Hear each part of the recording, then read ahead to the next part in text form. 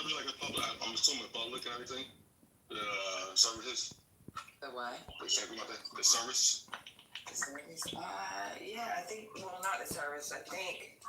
I know. I don't know. There's a live stream today. I think. This room. I think there's a live stream wait today. I know that there's a service in Arizona at the Cardinal Stadium, like a public. Yeah. So that part I've read online.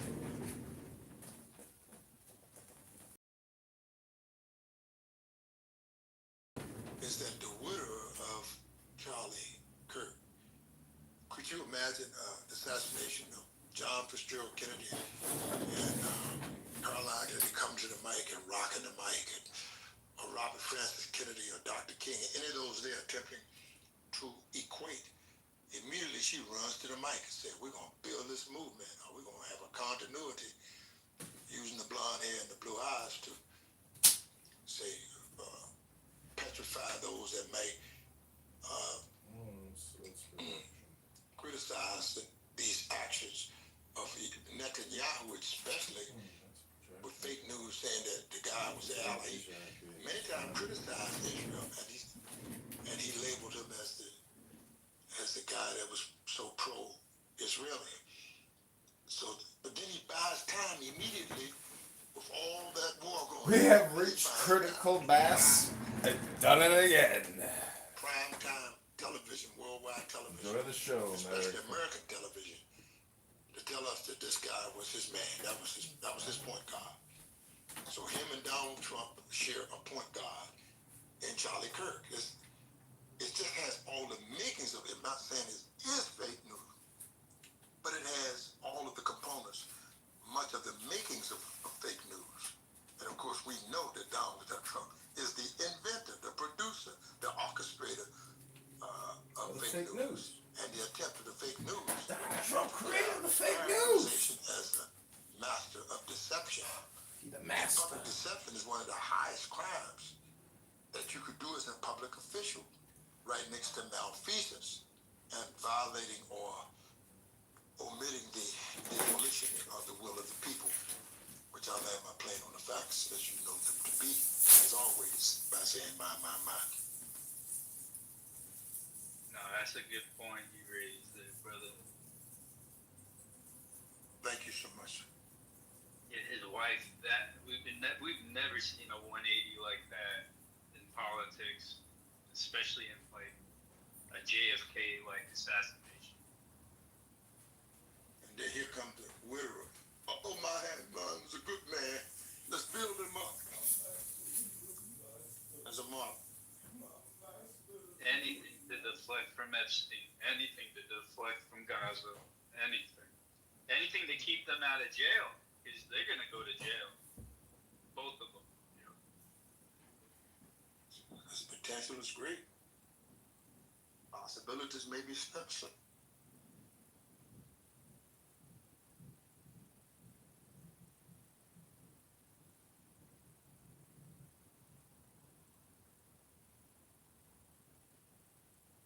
That lady was Barbara Olson that was spotted after 9/11.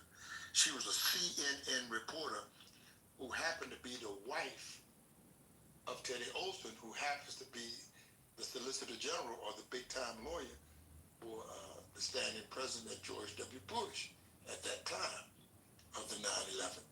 And there was so much fake news from just the faking about the building crumbling and the faking about the airlines and the connection, the faking at the Pentagon is saturated with fake news. As well, this is saturated with fake news.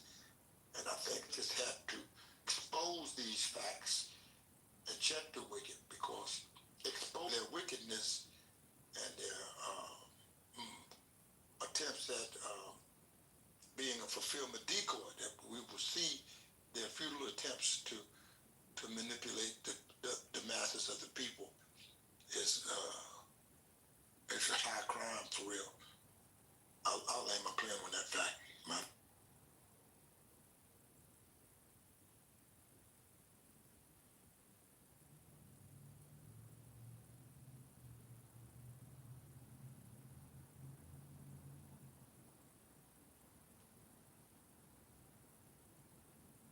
to show you some of these are the real criminals that the National Guard should be going after at this hour, Mama.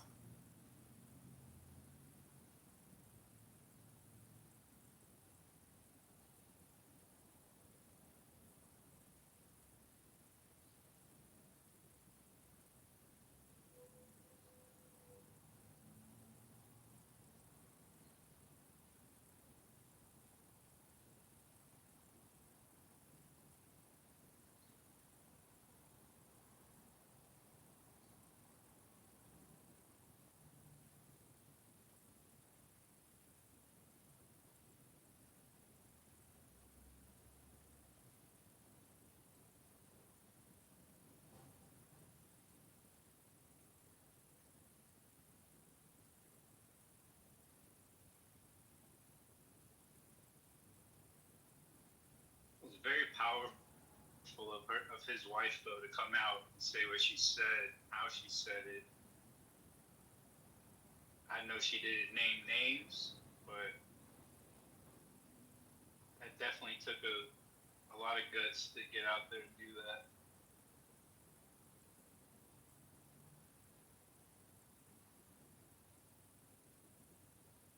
But you gotta go all the way.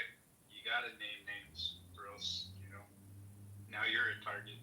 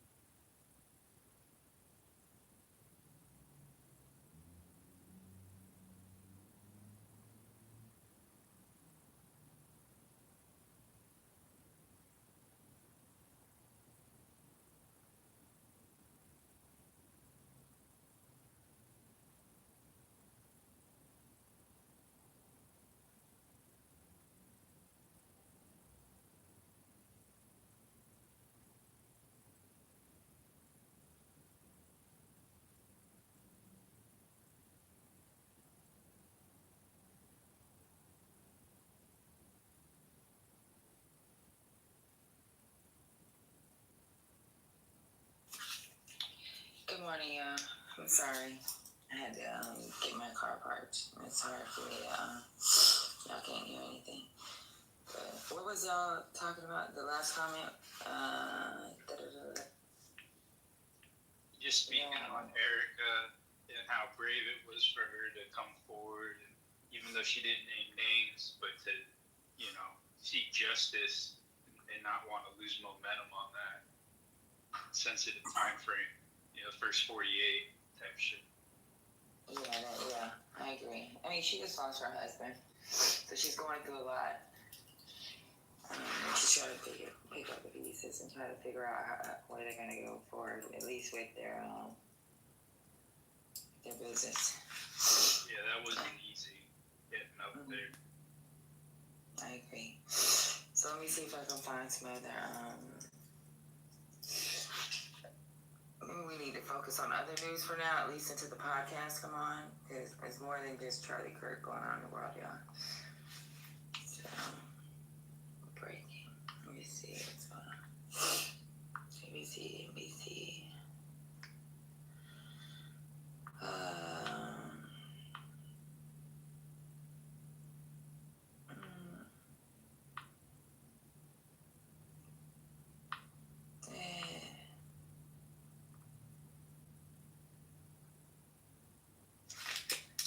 Golly, everything is Charlie Kirk.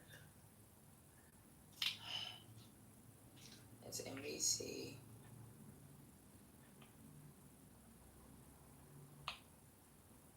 Oops.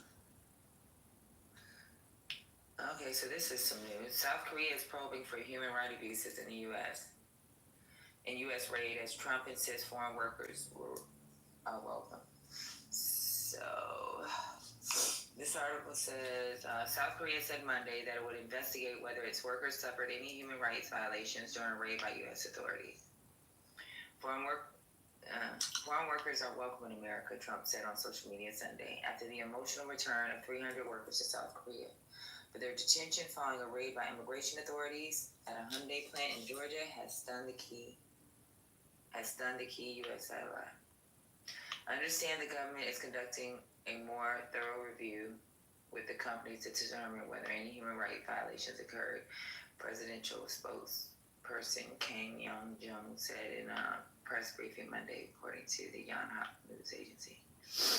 The foreign ministry is looking at whether our demands were properly addressed, and the companies are still conducting their own reviews. There is a clip. Yeah, South Korea is not playing by their people. They locked their ass up, and because they were there illegally. But how you treated them while they were in prison, they're not playing that shit. Not what they did. So let me go ahead and play this clip real quick, at least until we're able to listen to this podcast. Hundreds of workers detained in shackles in the U.S. have returned to South Korea, arriving to applause and dozens of cameras. Officials here telling journalists to not film workers' faces at the airport to protect their privacy. But away from the terminal, where workers reunited with family, how good does it feel to be home? Some spoke publicly for the first time about the immigration raid in Georgia that ignited a diplomatic crisis. These workers said it was like being in a movie with armored vehicles and guns pointed at us, he says. There was no way we could resist, so we all just surrendered and were taken. Others described the cold conditions and prison food. He says he's feeling, quote, nothing but joy to be home. The drama started September 4th when armed agents with ICE stormed a $4.3 billion battery factory being built by Hyundai and LG. You're going to search warrant for the whole site. 475 people were rounded up there, accused by immigration officials of working illegally in the U.S. What type of visas they were on, or if they had visas at all, still isn't clear. U.S. authorities saying using foreign laborers hurts American workers. We are sending a clear and unequivocal message that those who exploit our workforce, undermine our economy, and violate federal laws will be held accountable. But the images of Korean workers carted off in handcuffs were on news channels everywhere, sparking outrage here over their treatment. All is illegal! South Korea's government chartering a plane and making a deal to bring them back. A lot of attention is being paid to these images of the South Korean workers arriving home safely and with dignity after an ordeal that could threaten relations with the U.S. The raid has set off alarms at South Korea's biggest companies that are pouring hundreds of billions of dollars into U.S. manufacturing, the sort of foreign investment President Trump has demanded in trade talks. The problem is visas. Companies here often use short-term B1s or B2s or visa waiver programs to get skilled workers onto projects.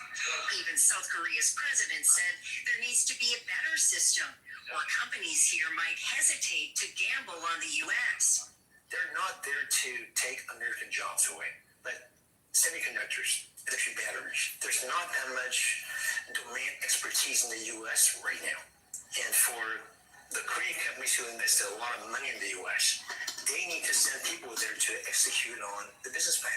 There's political fallout to deal with too, given how upset many South Koreans have been that an ally would treat their workers the way they did. I felt like this wasn't something that would happen in the America we know, he says. Even if perceptions of America change here, she says, I'm not sure that would actually affect the United States. Already, LG has confirmed that the opening of that battery factory will be delayed 2 to 3 months. One challenge, convincing the technicians building it to go back.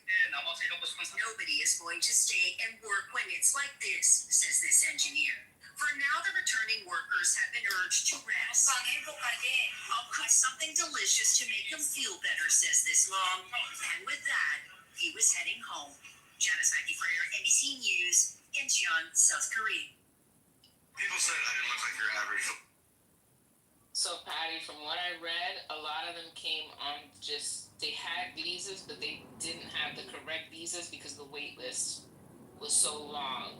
So they came on business travel visa or business visa that doesn't necessarily allow you to work.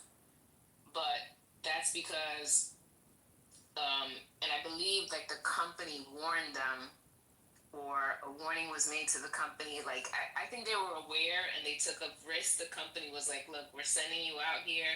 We need this done. And from what I read, they were actually training American workers on how to do these electric batteries. And those workers are not going to be trained anytime soon. Who knows if it will, I'm going to assume it's going to resume in a few months. But actually, the administration or Mark Rubio was trying to get them back.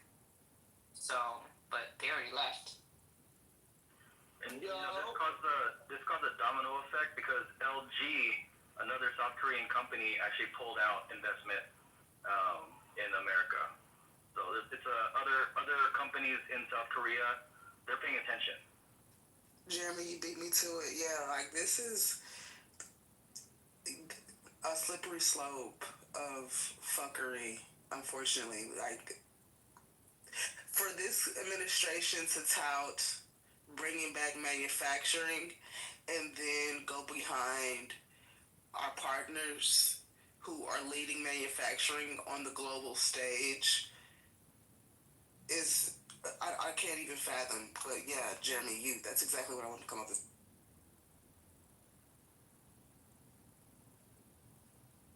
But I don't think your middle America, suburban, make America white again understands that caveat of the scope of things, Jeremy, because I don't know if you've seen the lady on TikTok who was, praising herself for the whole raid in Georgia. Yeah, she was gloating about it. And there's a lot of people in the comments from Georgia that have family members that were supposed to be working at that factory, getting trained, getting paid, and have like a future career, long-term career in that area. That it was in the comments. So it was, she shot herself in the foot when it comes to her campaign. If she's trying to be part of politics, you already lost a bunch of jobs before you even got into the job. So congratulations, she's freaking. How do you lose before you even start the competition? Yeah, I thought that was crazy. And she's a Republican, so she stopped the project that Donald Trump had been begging for, and now they're pulling out. Yeah. Yeah, here's what you want to put on a T-shirt. Racism is expensive. That's what it is. All the racism is costing hell. It costs how many billions of dollars in investment from Hyundai, right? That's how. And then again, other companies are paying attention and they're pulling out too. It's like, you know what? I'm not gonna put my employees at risk. My employees don't even want to go anymore. They're like, fuck this. I don't want to go there and train people. But to get arrested and put in like a piss-smelled cell, you know what I mean? I mean, well, who was working at the facility? Like who was working at the facility? Well, I just want to know. Cause I understand there was a raid, right? But I'm saying what do you I have friends who work at Tesla. There's no raid on Tesla though. Are you not listening to the? You understand when a company starts, like a factory starts? He's not, Jeremy. He's not listening to the conversation. He's not understanding the conversation. I just got in the room. I'm just trying to get a little bit of context because I'm scanning. Like, yo, is there a real? Rashad. Wait a minute, Rashad. I was gonna tell you what was going. I know. Wait. Let me clarify the question. Let me clarify the question before everybody go crazy. Niggas like, yo, he ain't listening. Oh my God. You bring that for. I know. Let me finish the question before y'all go retarded. I understand there was a Don't raid. use that word. You know what I'm saying? I understand there was a raid. I understand that. I'm saying, like, I got friends who work. I have a friend who works at the Panasonic facility, right? They make the So you just batteries want to for repeat what you just said. Oh, yes, I'm repeating what I said. I'm sorry. I'm We are repeating all what I adults said. here, and we all have ADHD. I'm What is repeating your what I point? said. But we don't need you to repeat what I it. said. I'm We don't finished. need it. Because I'm Okay, gonna finish you're not going to this tell sentence. me what you're going to finish because you're going to be in a goo. I'm gonna finish the sentence. I can't finish what I just said. We don't need it. You're sentenced to the goo. So, Miss Hip Hop, go ahead. What were you saying? Would you like to explain it to him? Maybe Yeah, you can so let's go. Rashad, the point of view you were getting ready to explain has nothing at all to do with the raid that just happened in Georgia. And I was watching the stage in the conversation when you came in, so it was just picking up. The raid in Georgia was because of a local white woman found out about some South Koreans working there. She made a big hoopla. ICE raided them. Lo and behold, those workers were here on visas to train Americans on how to build batteries so that way Hyundai can hire and employ them. That's what we were talking about.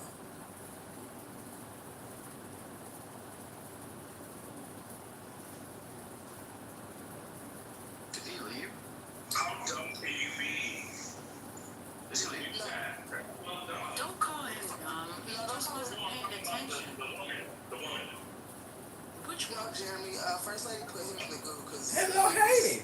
No, How are you doing? he got that. Welcome to my room. I don't see him. We're holding Black America and gay men accountable. Finally. Thank you for joining us, little Hayden. They were training Americans. Ain't that what it is?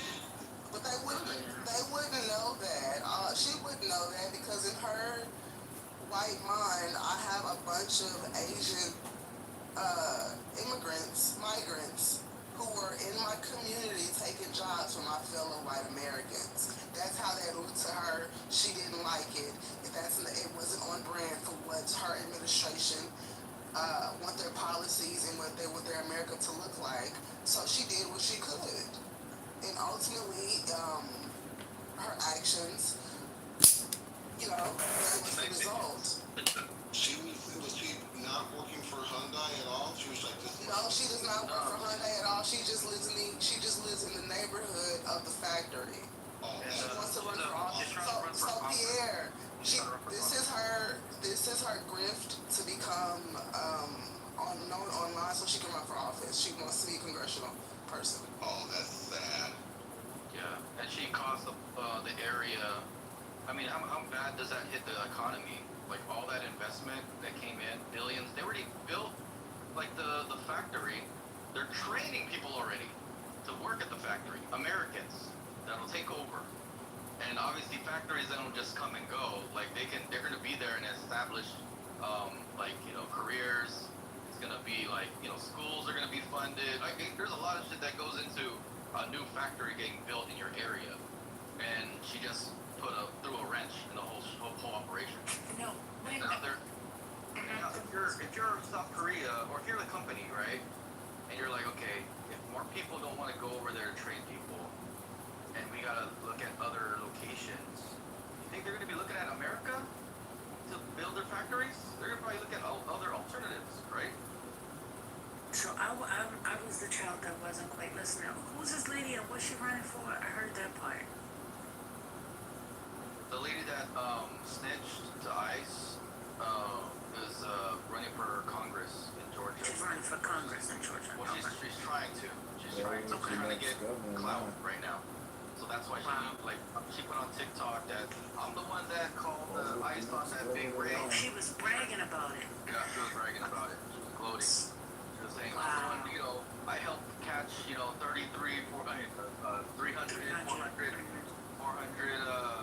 illegal immigrants. And it turns out they all have visas. They were trained. I told y'all that day. I was like, they had, some of them had visas or something. Because on the news, that's what they were suggesting, but it was some kind of confusion. So now I'm glad the whole story has come out, come full circle, and now we know, because at the end of the day, you know, some of these situations we don't have all the information, but everybody just starts going crazy. And unlike this lady, that's exactly what she did. So do you think she did some investigation, or she just got whiff of it from somebody else? I don't think she explained it. I don't think she had much information. I don't think she had much information, but another layer to this. Why didn't ICE do an investigation first? Right. That's exactly what I'm saying. How long does it take to establish a raid? You don't just be like, oh, hey, this is a new location in 30 minutes, guys. You guys ready? No. You gotta get, like, how many people do you have to have ready with ICE in order to arrest 400 people? So if I'm not mistaken, they were supposed to have done some investigation. That was part of the report in the beginning, saying that they were, you know, villains in this place for a while. Women live.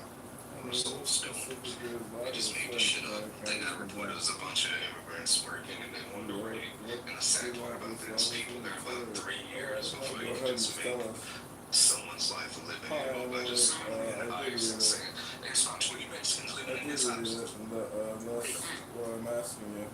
Yeah, I think that Jeremy's point was right. I love that he raised it up. If somebody's coming into a plan, you talk to the managers or somebody within managing that plan. That's not something that you go and say, okay, let's plan a raid, you know, without having any conversation at all with the company at all. That shouldn't be making sense at any level. You scope it out first, right? I mean, if you're a cop and you're trying to do a raid, you ought to make sure that you've got the right house. You know, typically, like, if you're a good cop, right? You want to make sure you got the right house, you got the right location, the facts line up. Otherwise, you're going to put your people in danger, right? You get the wrong house, and the homeowner is going to defend it like, you know, like a person's supposed to. You're going to put your people in danger for no reason. So you want to make sure you're not only doing the right thing by getting the right location where the crime is happening, but also you want to make sure your people aren't put in unnecessary harm. You know, that's she red flagged the people that actually, like, internally within the U.S. She red flagged them, and they are likely to lose their jobs. That's literally an immediate fire.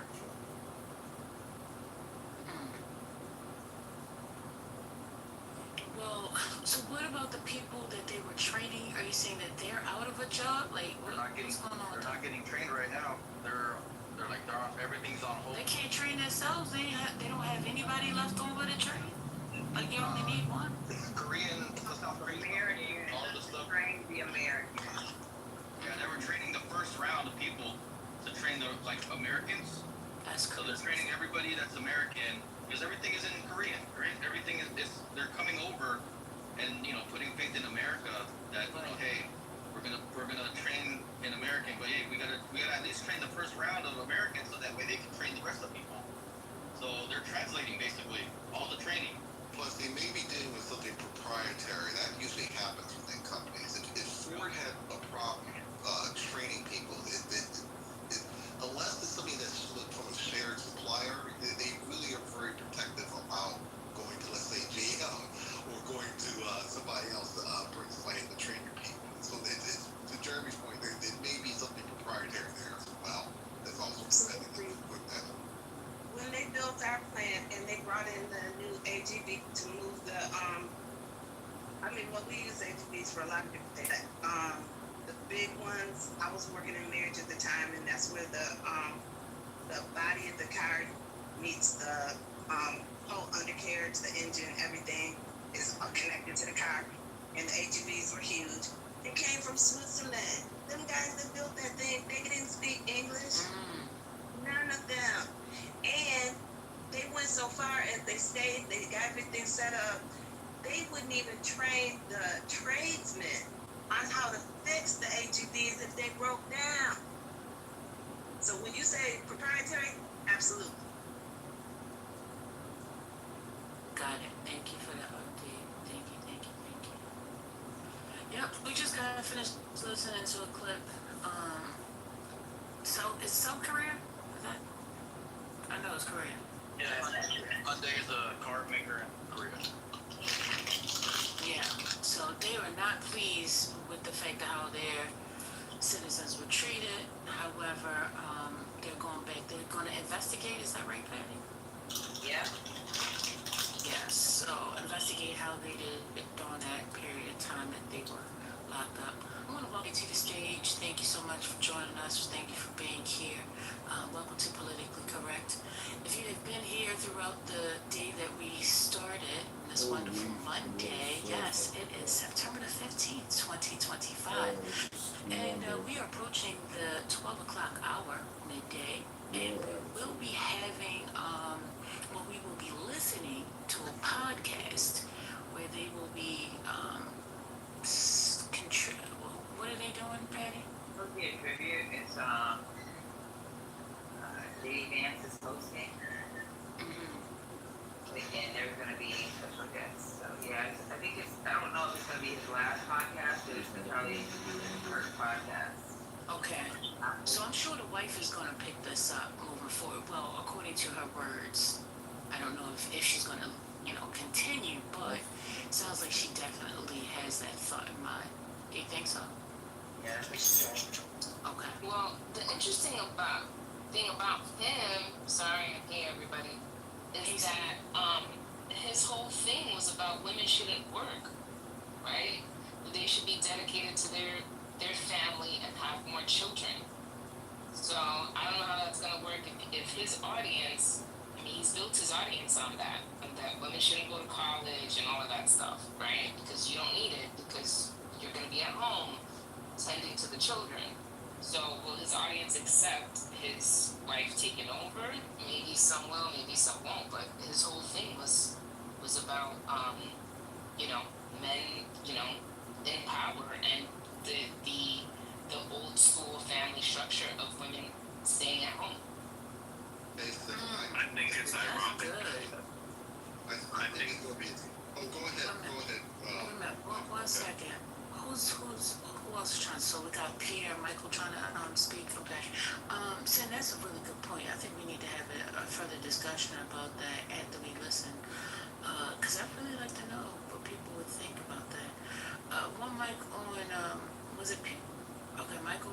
Yeah, I was going to speak, but give it a mic. Yeah, go ahead. I'll follow up. Yeah, I think it's ironic that people like that, advocate for, women staying in the home, but they don't also advocate for the situation that made it to where women could stay in the home back when they could. And that is really good paying jobs where one income could support an entire household. And the one of the ways that made that happen was they had a 90% tax on the uber wealthy, and I want to say a 50% corporate tax. And because they had these high taxes, corporations and individuals were incentivized to spend money so they wouldn't pay taxes, and so they paid people a lot more. So it's kind of ironic that they want one side but don't want the side that actually makes that side work.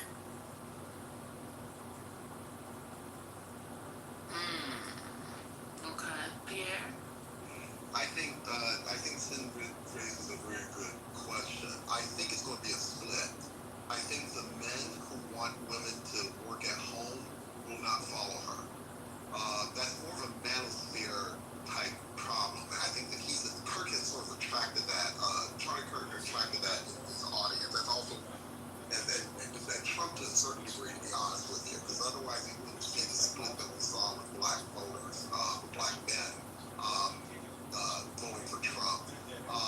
But I think the women that will follow that, will follow Erica, there are folks who are kind of saying these things in very subtle terms. There's all these little digging videos and how to keep a person, that type of thing. I think there will be a small audience of women that will follow that. It just depends on how Erica moves forward. She technically has an opportunity to maybe change the narrative for a turning point. I know it kind of sounds like a pun, but she kind of does if she figures out how not to do the same sort of things. I'm not necessarily rooting for it, but she technically has the opportunity to make a change. But I have a feeling that may not happen, and I think we'll see a split actual fall, because part of Charlie Kirk's appeal are things, and to be honest, part of Trump's appeal that people who voted for, there's a certain mannish, I don't want to say tone, but maybe they're talking points that men, not that women don't have an opinion on, but men particularly gather towards. And I think that part, that's how we're ending up with this whole manosphere, which I know is a whole different topic, but that's partly why we're seeing so much of that going on right now. The whole idea of, you know, you can be fixed if other people change their ways or shrink down their ambitions for you. So we'll see, but yeah, I think it would be a split. Thank you for that. I'm gonna say I definitely can see possibly a split. However, I can, depending on how she markets this, is really going to set the tone moving forward. Because I think a lot of people won't be paying attention to it. Sin brought it to our attention, everybody's like, oh yeah. But from their side, they just want to hear from her based off of the tragedy that just happened. Right? So I think that will begin the gateway for her to even continuously have a voice. So, and who knows how that will transpire moving forward, but at least from the very beginning, I definitely see her, if she's up to it. She said that she is, but if she is up to it and do, I think from the very beginning that she'll have clarity to support just based off of the tragedy, if that makes sense. Does anybody else like to comment on the subject?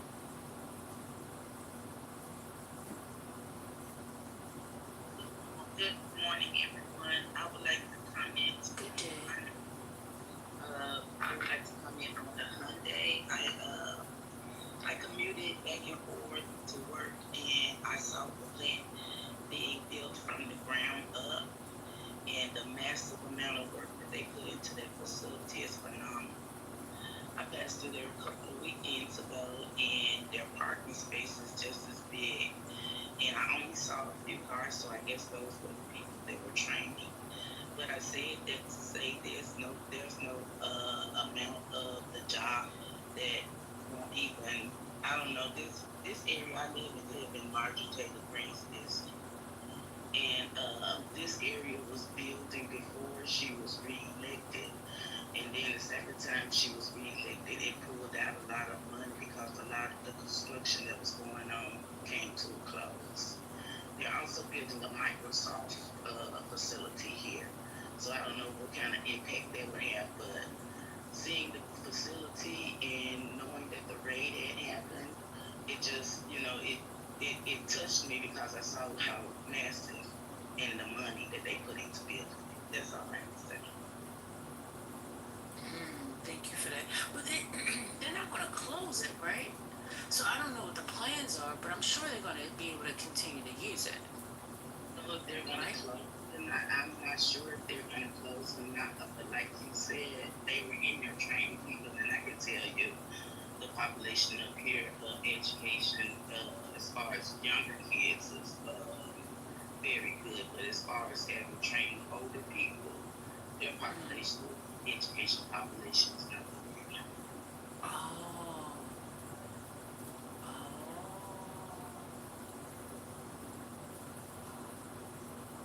Okay, Plum. Now, Plum, on to meta news. I don't like the fact that they put the 18 plus. Clubhouse, if you're listening, she shouldn't have the 18 plus on there. That's a nice little cute little, icon for yourself. Did you report this? We did several times, but I really response from it, no. Well, I hope the response that you need soon. Thank you for joining. You should come on stage more often. We don't get to hear from you. Yeah. So let me check in with my friend Pate. Sister Pate, are you there? Yeah, hold on. Let me look on Spotify real quick. Okay. Have it on. Trying to see if they. I just want to let y'all know that the pastors are fighting. Really weird. So it's 3 pastors. So obviously we all know Pastor Brian. So one pastor from Chicago is defending Mr. Charlie Kirk. And then Brian and another black pastor is giving him the smoke. Oh no. Yeah. Then why can't we just sit this one out? He I just don't called Pastor understand. Brian a wolf. Not in sheep's clothing. Oh yeah. Yeah. Just be quiet. I definitely have all 3 of the links whenever y'all ready. Why we want to get I'm back home.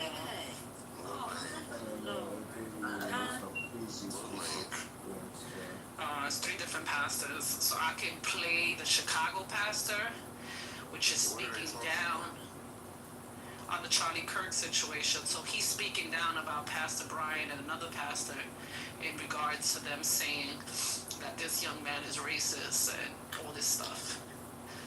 And Pastor Brian, he goes and tells Pastor Brian, post a video of this young man being racist. So, you know, Pastor Brian, he gave him a few videos. And then there's another pastor. But it's 3 different pastors. That's why there's a fight going on with the pastors. Y'all remember This, they're all this black. Cold Wars. And all 3 of them are black. Everybody want to try to be all sympathetic. This don't get us now. Let me tell you something. This is why I can't stand coons. Because all that, oh no, we okay, master. We know, we love them too. And Yeah, that's how the Chicago pastor sounds. He sounds like that. But is it possible that they didn't have to say anything at all? Like, did they even have to touch it? So this is the thing, right? As a pastor, you gotta speak on it. You have, not only you have to speak on it, but you ain't gotta worry about nobody fucking firing you. You already have your members, right? And nobody can fire you as a pastor. The members can fire you. That's his church. The members could, what, leave? Exactly. I don't know. I just feel like that whole, and to each his own. I mean, she was making a point. No, but I'm just saying that I don't feel like as a pastor you have to be worried about, oh my God, my job, I can't say this because I'm going to lose my job. I mean, would Jesus back down from a debate? He called the... this devil's advocate. But I would definitely, I would want you guys to hear all 3 people and then for us to speak about it, whatever you guys... Everybody, all right, so everybody gets it. Let me just finish what I'm saying. Everybody gets a benefit of the doubt, and well, maybe we gonna die doing that. We're really gonna die trying to be like, well, let's just see what they saying. We're gonna die, and I really hope y'all stop that, cause that will make me so. And how about that? That's not what the Bible says. I don't care. But if you don't follow the Bible, I'm not finished talking. So the whole wait and see and let's find out and let's just give them a chance. So many black people in this country have gotten killed doing that. Also, so many black people have gotten killed fucking with the Bible in this country. Now, and I'll land there. So Patty, is the Spotify up? Sunday. Oh man, is the Spotify up? It's going out because I went directly to the Charlie Kirk show. I played. I think too many people are trying to log on. Okay, keep trying. Let us know. Sandra, go ahead. Sir. No, I was just saying, Gemini came in with the same type of report after he came back from church Sunday, saying that a pastor that he's known forever and ever and ever was doing the same thing. So he said he had to think about it and pray about it and decide whether he's going back. Okay, so the pastor was doing what the Chicago pastor was doing. Yeah. Okay, so not what Brian or the other black pastor was doing. Yeah, he prayed for him, saying that he, So I asked the question, did they have to touch it at all? If I were a pastor, I could just touch on it from the aspect of, hey, listen, we saw some horrific stuff happen on, live streaming, and I know some families may be impacted by it, some families may not, but we are praying for the family of their lost one, seeing something so horrific in this day and time.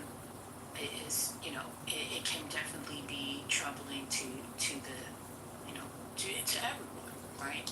So with that being said, we're just going to keep the family in prayer and hope that they get through this. And, we're praying for the nation. We don't want to see, fights and things like this break out. We're praying for peace. And just going to keep everybody lifted up. That's how I would have spoke on it. I don't have to go into detail. I don't have to say all this stuff. What I did was I was able to recognize it, touch it, give love, as well as spread love for everybody. That's it, that's all.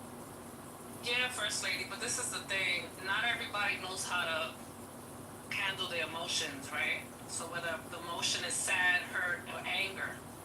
So when you see something like this happening, that everybody's standing by this man and making it seem like, oh yes, he's all this, praise him, he's almighty.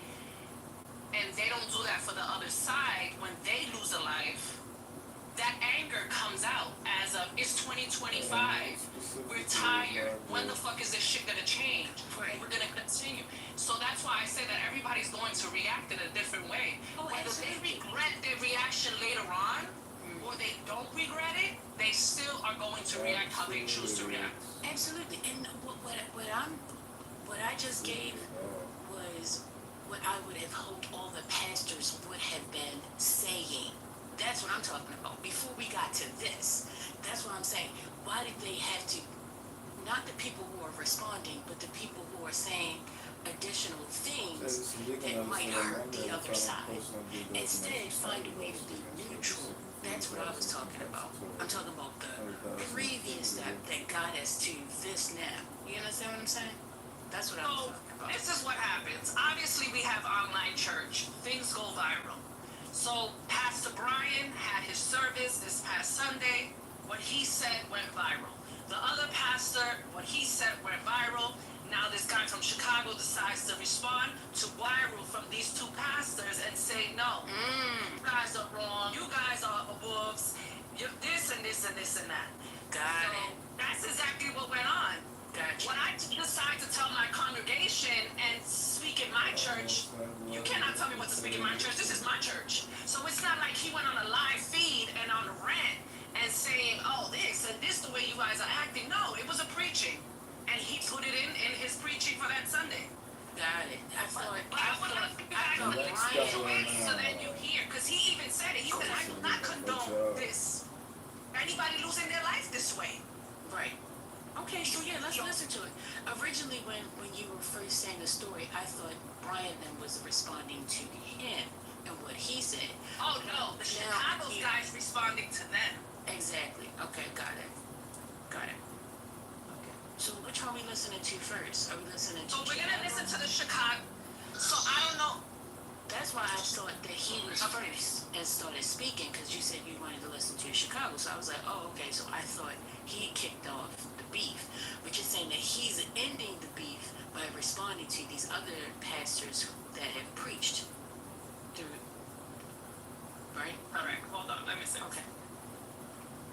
Let me see.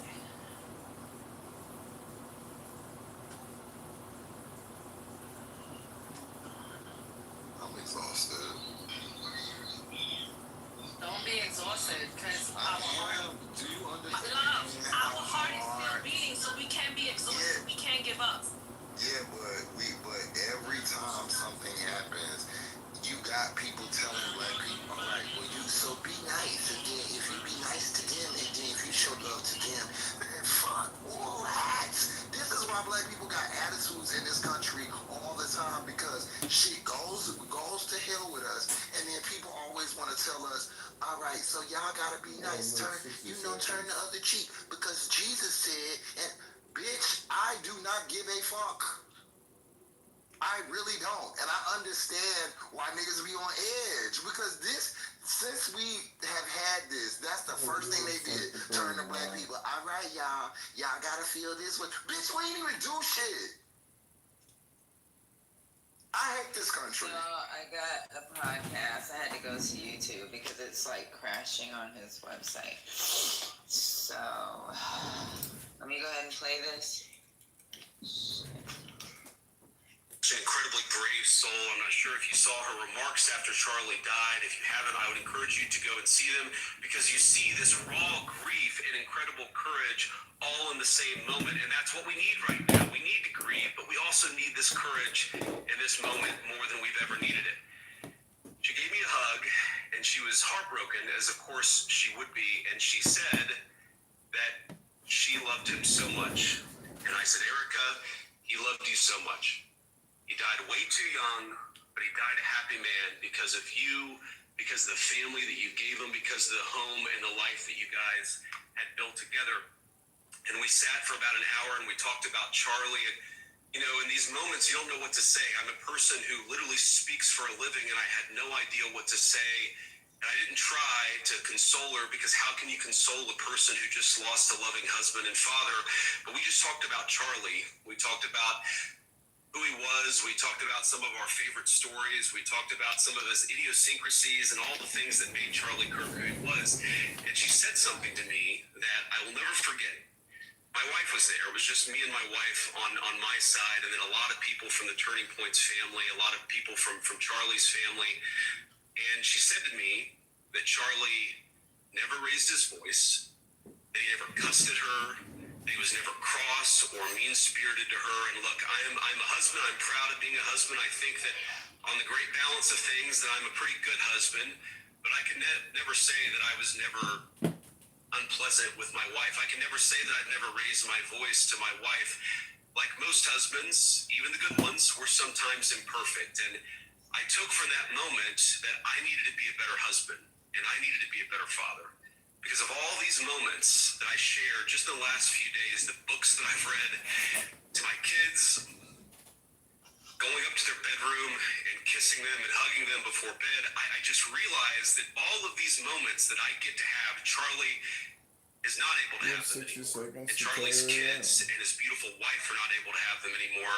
And maybe the best way that I can contribute and the best way that I can honor my dear friend is to be the best husband that I can be, to be the kind of husband to my wife that he was to his. You know, we talked all the time about the most important thing you could do is not vote for a particular candidate. It was to become, if you were a young man, a husband and a father. He talked about the joy that came from fatherhood, the joy that came from raising a family and being part of their growth and their development and all the incredible things that happen when you get to be a husband and father. And that is the way that I'm going to honor my friend, is to be the very best at that most important job that I can be. But that's the way that I'm going to honor Charlie. And there's going to be a lot of discussion over the next 2 hours of this radio program about what exactly that looks like. It's important, and Erica asked me this, to make sure that his movement, the movement that Charlie started, has to keep going. We have to build upon it. We have to add to it. We have to make sure that the next generation of young people feels confident and courageous to speak their mind and to speak the truth. We're going to talk about that. We're going to talk about why do we do this. Of course, we do this so that we can enact good public policy and take back our country. We're going to talk with senior officials of the administration about what we're trying to do to honor Charlie's legacy in that way. Of course, we have to make sure that the killer is brought to justice. And importantly, we have to talk about this incredibly destructive movement of left-wing extremism that has grown up over the last few years, and I believe is part of the reason why Charlie was killed by an assassin's bullet. We're going to talk about how to dismantle that. Nobody interrupt. We're going to do 60 seconds of Tanya. Spread a little light into this dark world. Go ahead. Okay, here we go. Here's your. Can you hear me? John. Can you hear me? Can you hear me?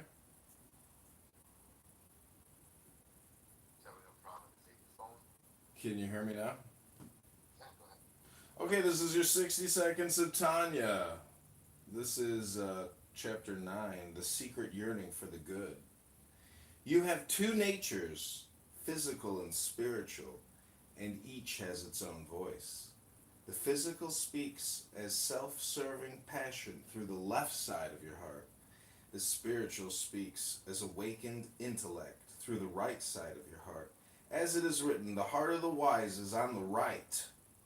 These two natures battle to control your body, like two armies besieging a city, for the body is called a small city.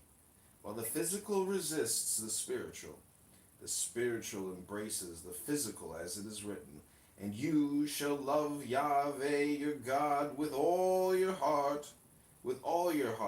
the left and the right. This all-encompassing love is called infinite. In such love, even the inclination towards selfishness is redeemed.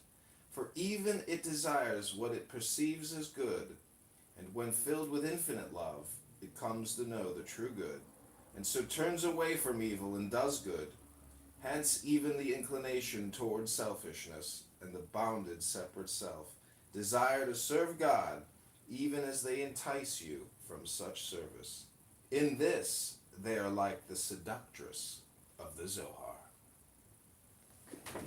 Thank you so much for that. Thank you so much. Mixed, welcome to the stage. You want to say something?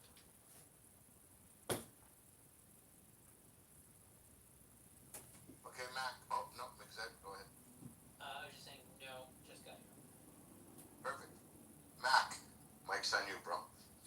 I just don't want to go back and forth where it's just me and you talking, because we can do a one-on-one with that. But, you know, you want to engage with everybody that's in the room. And everybody has a difference of opinion. Everybody has a right to speak on the mic in my room for like 60 seconds. And then allow other people to speak, you know what I mean? So I just don't want us to get caught up in, well, we're going back and forth, and it becomes boring for everybody else. So I want everybody to be involved and engaged.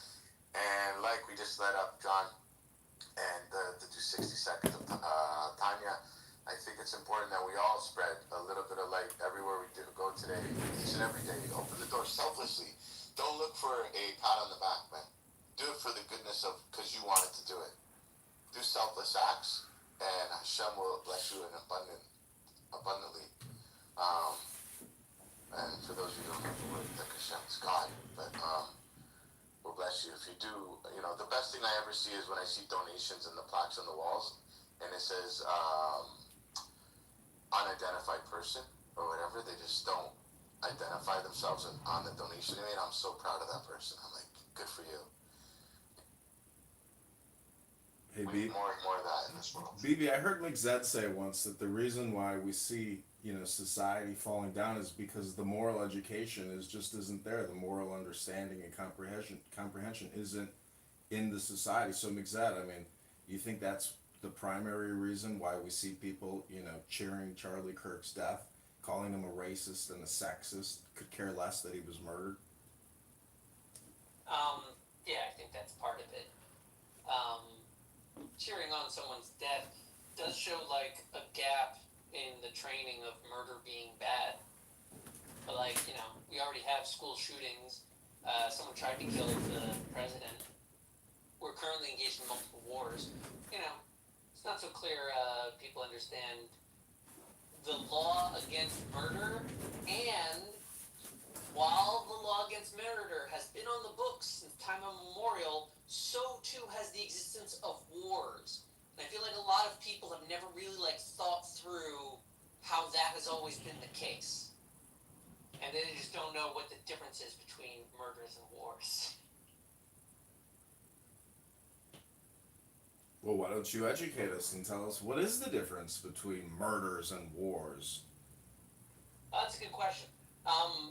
Murders are the result of a legal code within a community that has a shared language. They communicate with each other. They're humans, and they're mortal, all of them. So they make certain rules. Murder, right up there with number one on those rule charts. They usually put in some other ones like theft. They have various ideas on property. Usually hitting each other, again, pretty universal. But they develop and it becomes like a rule system. But war is not about the agreed consensus of a communal order amongst like cousins. War is the interaction between these units, these different legal regimes. When different legal regimes have control over like this peace and security of their citizenry, and that necessarily disavows the peace and security of non-citizens. That's not their concern. And they have a primary concern to take care of their citizens. As a result, those interests, let's say, conflict with other states that have similar interests in trying to protect their citizenry. That's what war is. And what war is, more than like murder is bad, war is the lack of law. It's literally taking the youngest people of a community and sending them to go steal, kill, and destroy for the good of their society. Not at all like murder. War is a dangerous, like, poetic, artistic, human expression of the breakdown of a legal system. Right? That's why it can be a civil war, a revolutionary war, but it's not the same as a murder. Murder has the pretense of civilization behind it. Order, normalcy, propaganda about moral relevance. War is not that. War is when you take whatever you can.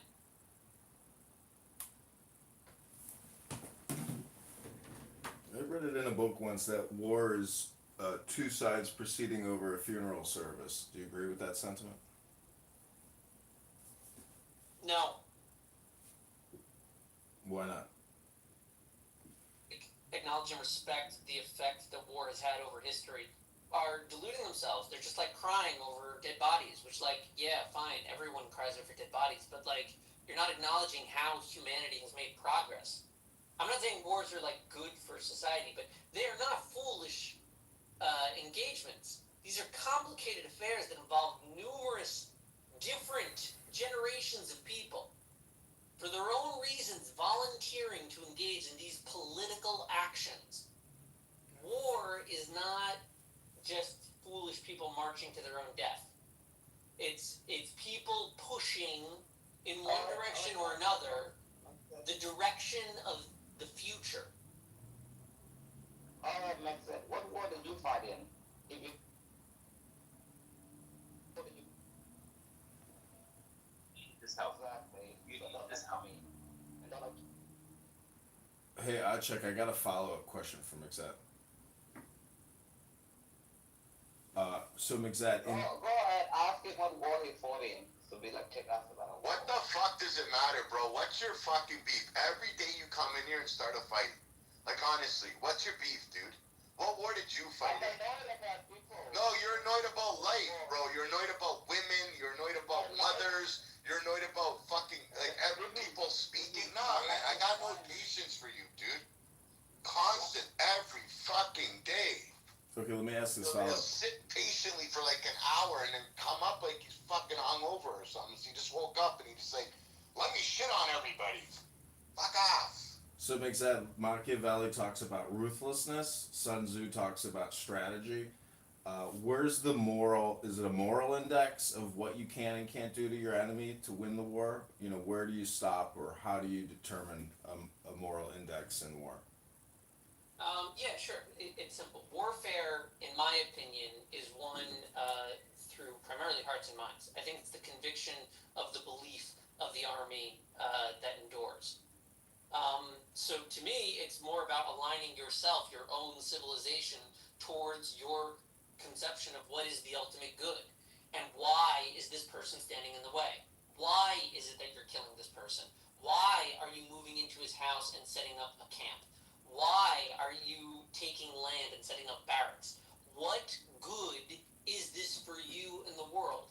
If you don't inculcate that in your soldiers, you're setting them up for a life of tragedy and horror.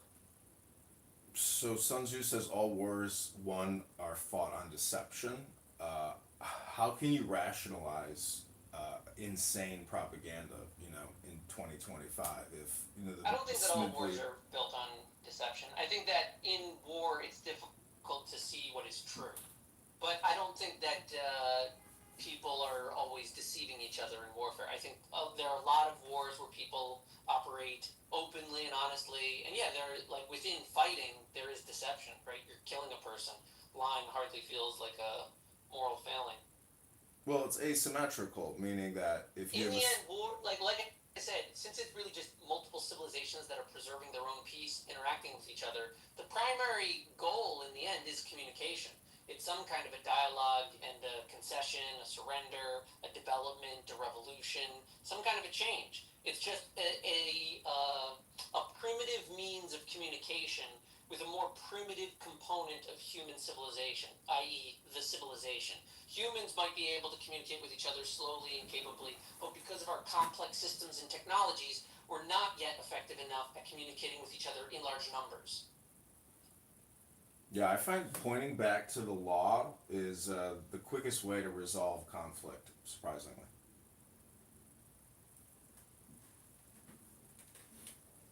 Or not back, but to the law. I mean, I'm being attacked on social media, but I just keep referring back to the law. And, I don't want to do ad hominem. And there's a quote, I think, by Socrates that when slander becomes, the communication, the debate is lost. Right. And, that's the point. There's always propaganda. There's always lies told from multiple different perspectives, some of which are worthy of investigation, right? Like, different perspectives are good. But that doesn't deter the well-orchestrated war from an alignment of national focus. What are we doing? Why are we doing it? If that is clear to the people, the war will be victorious. Whether to the soldier, the guy working back at home or running the buses at home, a secretary, as long as they know who they're fighting, why they're fighting, that war will be won by those people. That's why the Nazis lost, because it was a crazy idea. And not everyone was fully on board with the let's all just genocide the Jews, even though they went along with it. So is the danger today, you think, lone wolves and mind viruses? No, that's just a symptom of opening the Pandora's box of everyone's perspective is published and recorded forever. Isn't that what's happening on the internet today? Right. It opens up the demons. In every generation, there have been people that thought exactly like all of these people. But now, the Walmart is selling a rifle, and I see on TikTok exactly who the targets should be. Oh, and look, here's his schedule. All in the palm of my hand.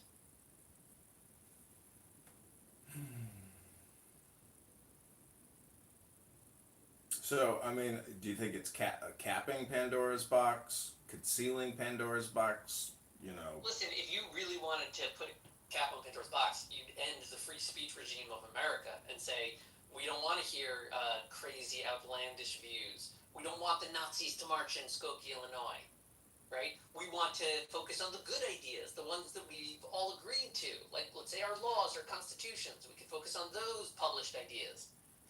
But we have decided to do otherwise here. We let every idea free.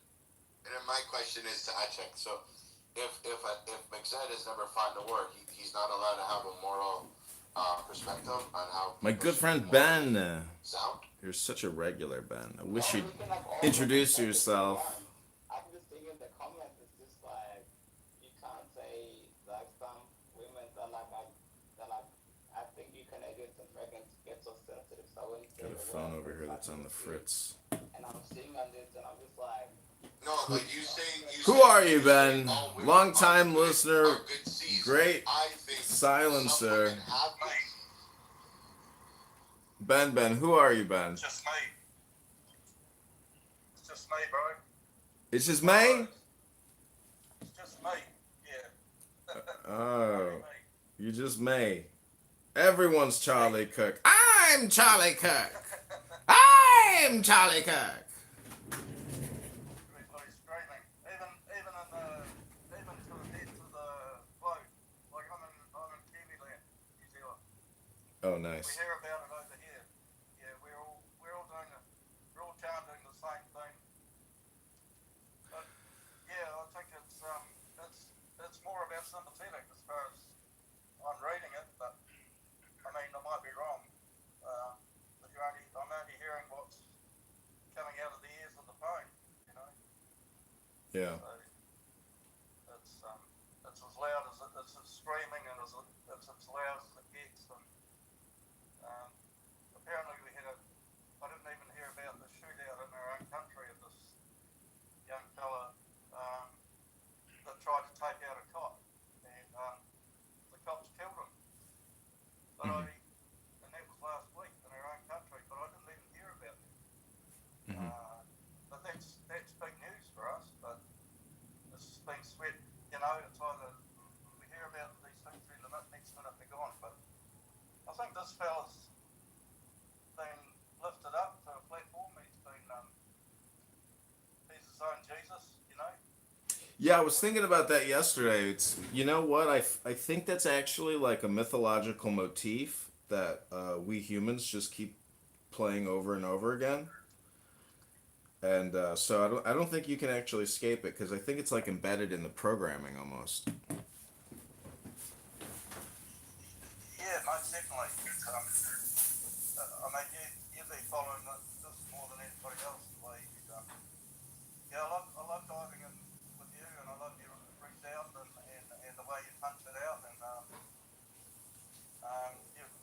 you know you're on. I don't know. You're interesting to be with and amongst it. So I enjoy it, and I don't know what else you can do to um, align with people, you know, and antagonize, stimulate, motivate, whatever. You know, I didn't even know. I used to listen to Charlie Kirk on those shorts, those YouTube shorts and that, and I sort of give up, and you know, in 10 seconds. I had no idea what he was talking about, but obviously he seemed to know what he was talking about, and I guess he had a bit of knowledge about the understanding of, you know, the angle of enslavement and encouraging people to talk, and that's great. And I think it's sad for the kids, but I think because he had the youth together, so I saw that he had a lot in him. They created a a lot system? of people have never had for a long time. I've never seen that, but I never used to understand what the hell his narrative was, or you know, his take or his angle anyway. But now that he's gone, it's like he had some angle, you know.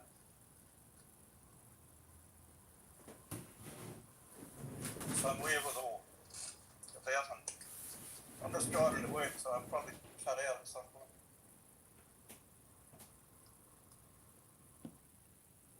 Okay, cool.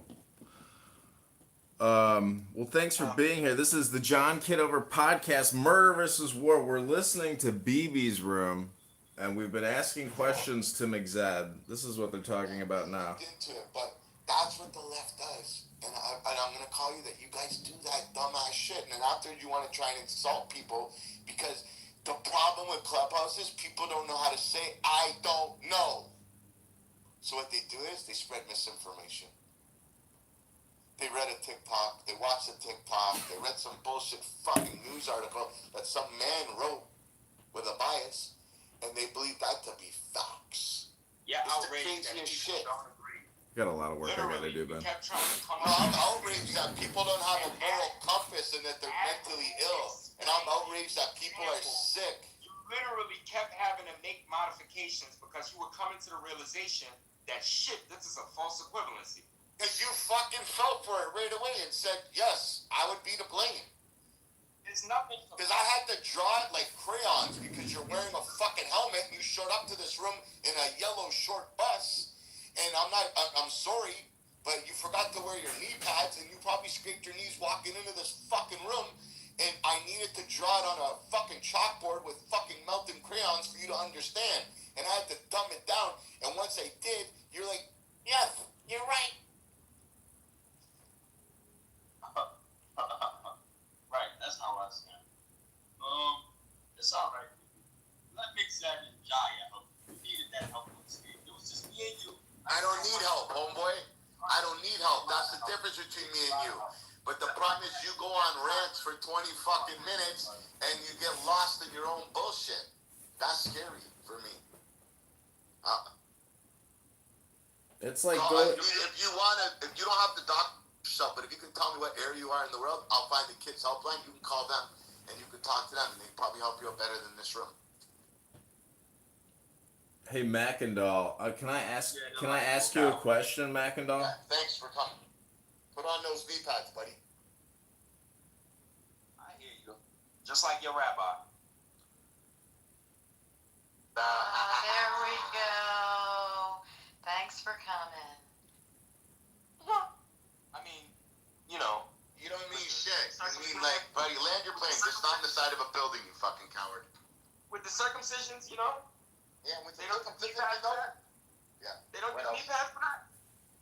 Well, it is a beautiful Monday morning still, ladies and gentlemen. Welcome back to Safe for Jews and Israel, debunking all Palestinian lies and propaganda once and for all. This room will culminate your clubhouse education. After this room, I doubt there will be any more questions, any more concerns, and all of your issues and opinions will be completely resolved. You will learn the truth here today, ladies and gentlemen.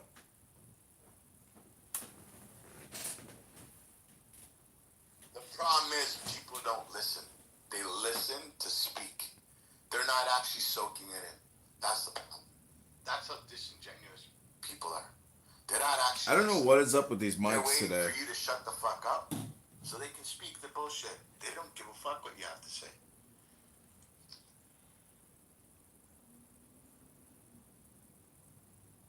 You know, this new account Jaya. This account Jaya is also tied to a new Instagram account, and I started following Greta Thunberg. There is a huge industry dedicated to Free Palestine. It's a clothing industry, it's a media industry, it's a news industry. It's all money. You think they give a fuck about Palestinian children? They don't give a fuck about Palestinian children. They don't give a fuck. This is all for the sick-minded to jump on a booty clap bandwagon. They couldn't give two fucking shits. If they really cared, why aren't they advocating to release the hostages? Listen, the smartest thing, whatever happened would be if, okay, let's release the hostages, let's unarm Hamas. If Israel drops one bomb after that, then it's a huge fucking problem. But what are you afraid of? What are you afraid of? What I'm trying to say about the Free Palestine movement is it's not just a movement; it is a platform. So the algorithm is some people are just completely in a Free Palestine tunnel vacuum. And there's no getting out because it's all coming to them from their cell phone real time from the ocean as Greta sails the seas and keeps taking selfies in the sun. They are emotionally tied to the journey. So it's all spam, and they just keep recycling it. So that's part of, in my opinion, this situation because it's all self-feeding. It's like a snake eating its own tail, and they'll never be able to escape it unless they actually just toss their cell phone in the ocean and get a new profile because it's all tied into your cell phone and mainstream media and social media and connecting with your brain. And people are just, in a way, they're almost lifeless because they're technically just completely absorbed by their algorithms that keep feeding them their reality. I'd like to call a moment of silence for Mac's dignity. BB just fucking destroyed him. And he walked into it acting like he had nothing to learn. And I could tell the palpable moment when he recognized that he actually was agreeing with BB and he was actually learning something. And only then did he flip and go back to his old, tiresome bullshit arguments that now had no relevance because BB had fucking flattened them, just like those buildings in Gaza.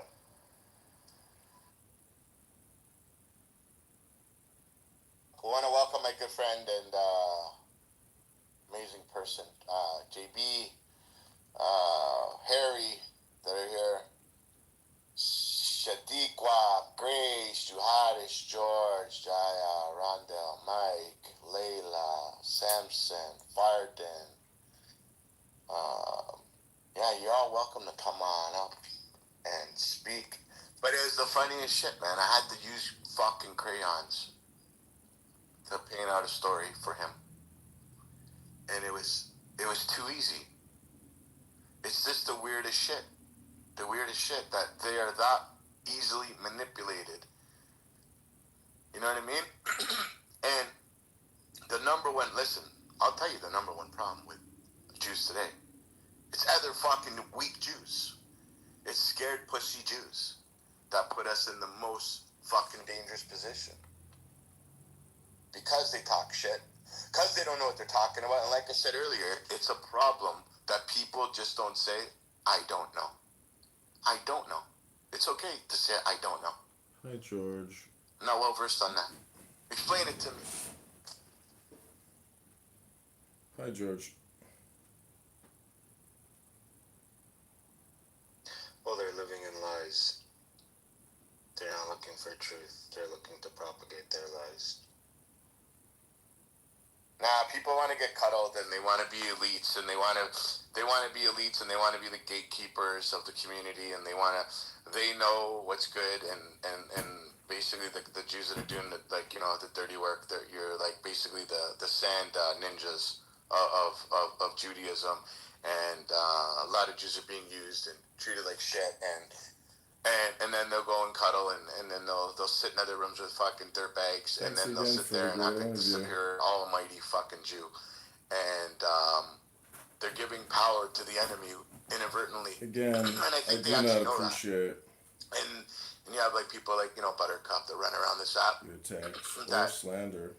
fuck, allergies are bad here, but are going in and hyping these people up, and then the funniest thing is, I was in a room the other night, Amir's room, and they were attacking the shit out of her, and she don't care, but she's like, but I love you guys, I love you. However, I think it's more of an identity crisis that they're going through, a superior already complex as well, where they're like, but I'm a superior Jew because I can talk down to other Jews, and it's it's almost like a Willie Lynch syndrome, I swear. It reminds me of just don't kill the room, bro. Keep it upbeat, man. Because I'm fucking so ADHD today.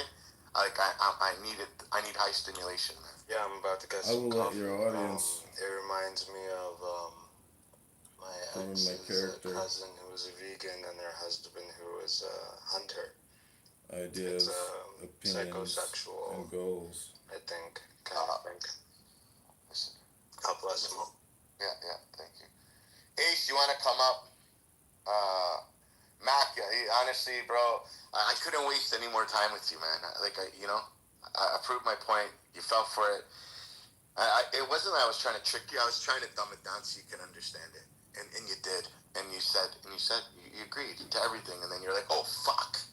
Then I'm intellectually fucking inept. I'm dumb because you got squashed, but it's okay.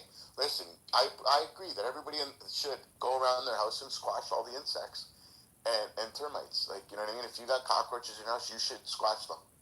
You should clean your house. And I think this is the problem with the world today. Everybody's looking at the grass is greener than the other side.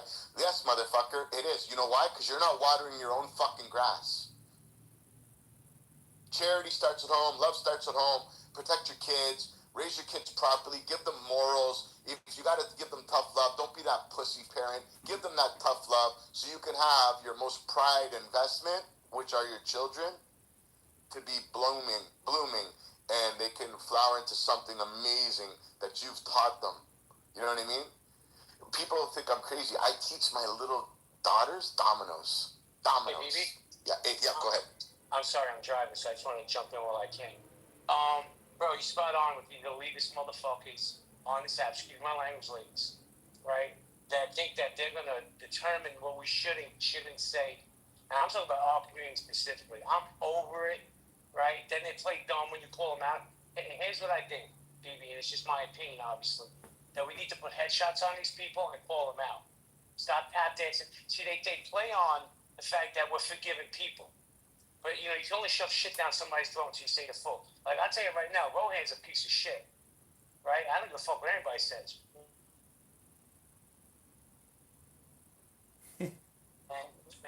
yesterday in my space, another piece of shit move. But see, people always expose themselves for who they really are. They'll sit there and say kumbaya with you. Just give it a little time, though. Because we give it a little fucking time, they're going to expose themselves. Thank you, BB. Absolutely. And 100%, I totally back exactly what you're saying. And I always give credit, and I hate it, but fucking Harry, he fights you all the time. He's like, BB, they're pieces of shit. And he calls on like, Harry, you're too fucking hard on them. What are you doing? Stop, man. You're ruining the stage. It's like, fuck you. And and I always have to go back and say, Harry, you're right. I apologize. How the fuck did you know? It's the funniest shit. Now I just sit back because he's right. He smells it. They open their mouth, they say 2 sentences, and he's like, Hi, piece of George. shit. Thanks again for I'm the like, great wow, interview. bro, However, I let do them not speak. He's like, appreciate why? attacks so slandered against myself. Now he lets them speak, Perhaps but he you says have they're one right. too You're a many piece of shit, but vaccines. go ahead, speak. I will let your And audience I've determine my so many character, times ideas, was opinions, saying, and goals as the congressman.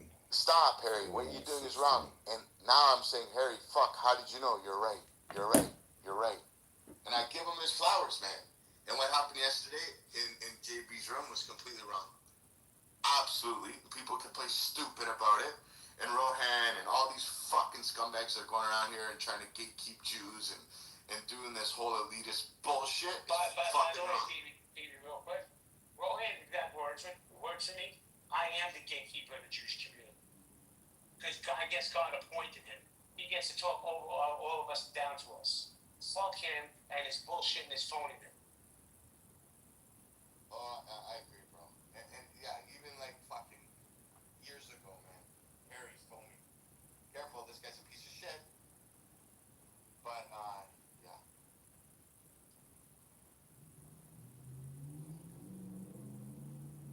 But like the conversation we had earlier, sorry for jumping in, but I'm driving, so I'm going to jump when I can. Like the conversation you and I had earlier offline, and I say it again. Sincerely, I believe there'll be another October 7th somewhere in the future, and these fucking elitist assholes won't be the ones that'll be the first ones to stand up and help people. They'll talk about it, but they won't. So,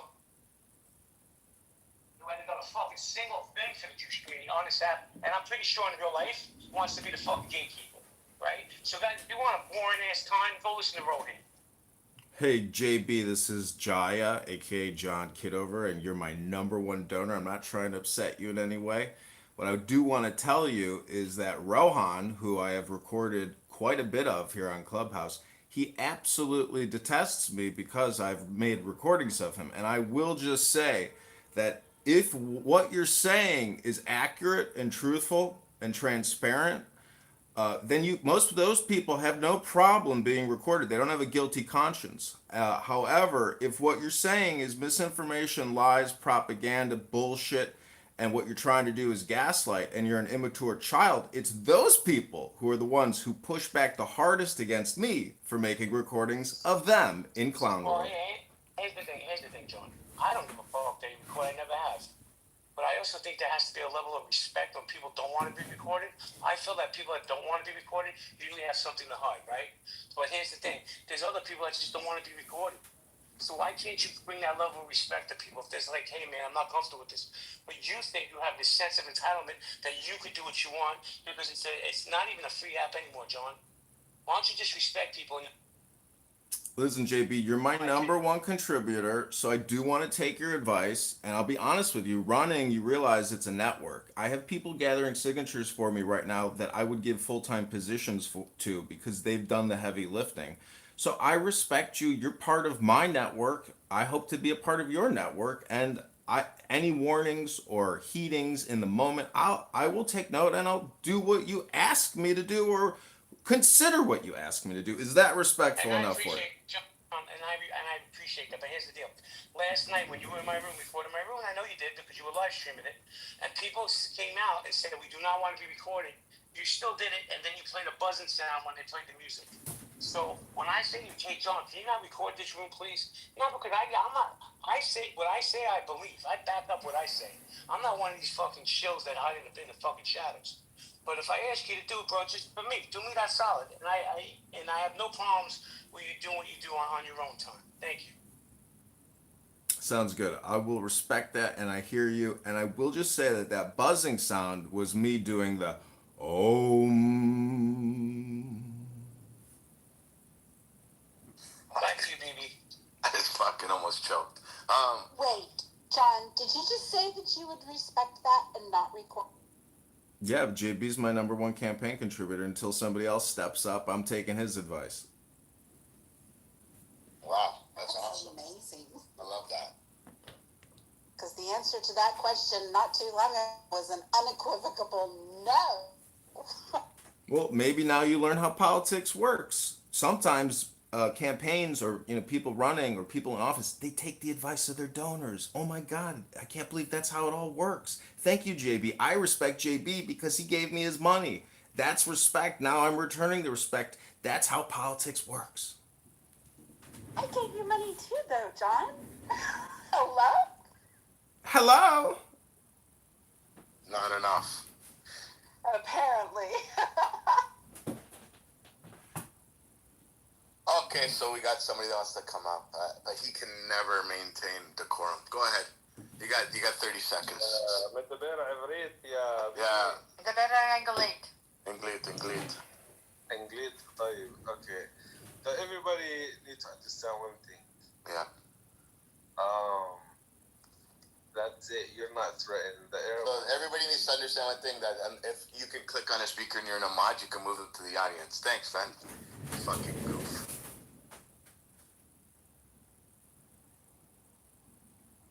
Anyways. My whole point is people need to take accountability for their actions and realize what you do in life, there's consequences and repercussions. And if you get called out by people, it's usually for a good reason.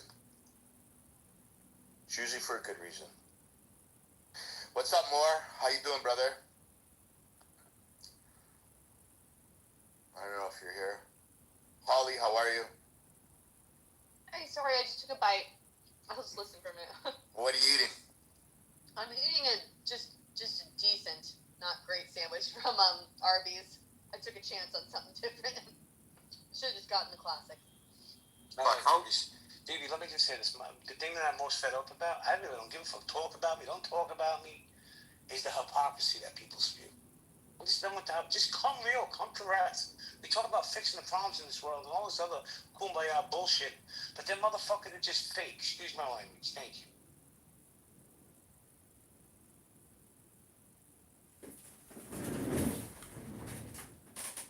Well, I had a conversation at a bar once with a guy, and this is after coming off of years of having clubhouse conversations, and I realized that I became a hypocrite and he became a hypocrite. And so ultimately I realized the longer the conversation goes on, everyone will become a hypocrite if the conversation just goes on forever, because truth be told, the peace and the stillness and the resolutions that people are looking for comes in silence and acquiescence to one another and putting each other on a pedestal or taking each other off of the pedestal. So I disagree, man. People that become hypocrites are the people that have FOMO. They fear of missing out and they want to be accepted.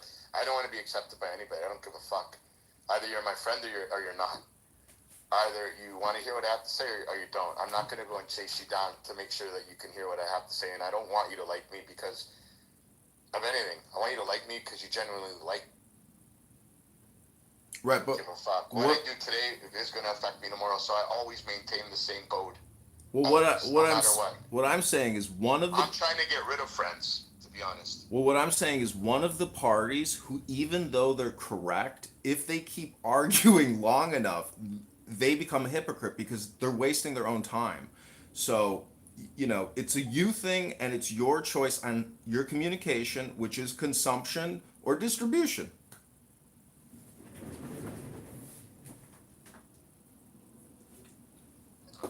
Leon, is that how you say it?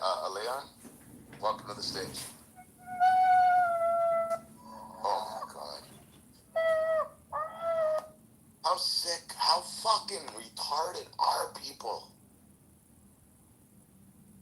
People, have degraded into animals, essentially. I mean, Some people come here for fucking good communication, and then there's other people. You gotta wonder, how did you tie your fucking shoelaces in the morning? Did you put your fucking underwear over your pants? Like, how fucking slow are you? Over your pants. I will say this, BB, you definitely attract all of them. What's up, man?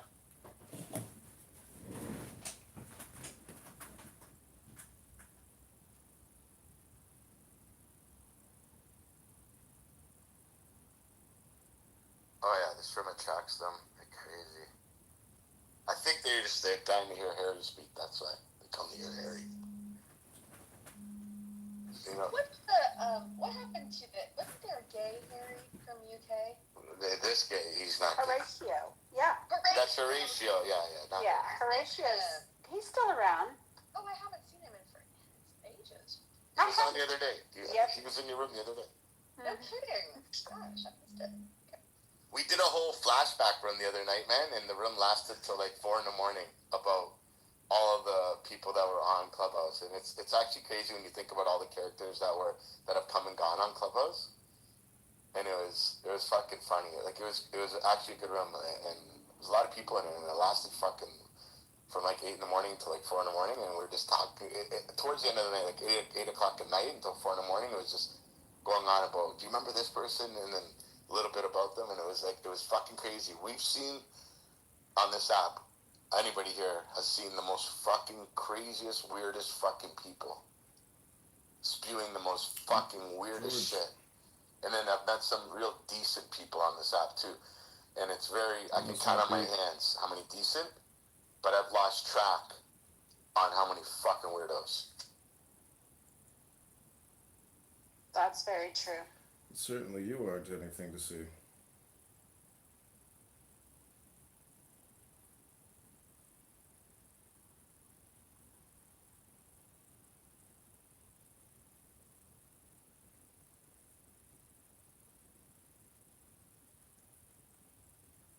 But yeah, going back to that about, and we've always said that, like, the number one problem, like, with being Jewish is other Jews.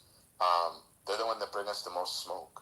And they allow, it's like that, not that they allow, they agitate not only the Jews, but they cuddle up with the people that want to kill us. And it becomes extremely problematic. And I'm not sure if it's Munchausen or what's going on, but there's definitely like a mental illness, and the problem is it's not spoken about enough. It's not talked about enough. It's because almost, I don't know if we're ashamed or whatever. I like to call him out. Harry most definitely calls him out. JB calls him out. But it's like, it's fucking dangerous. It's detrimental to one's health. Like, it's very, I'm not sure if, I think maybe they do realize the destruction they're causing. But I think they think like, well, nobody's going to come out to me because I'm the elitist. I'm the king fucker. That's why I changed my PTR today. Batman's holding a baseball bat and his crown's tilted. It's heavy.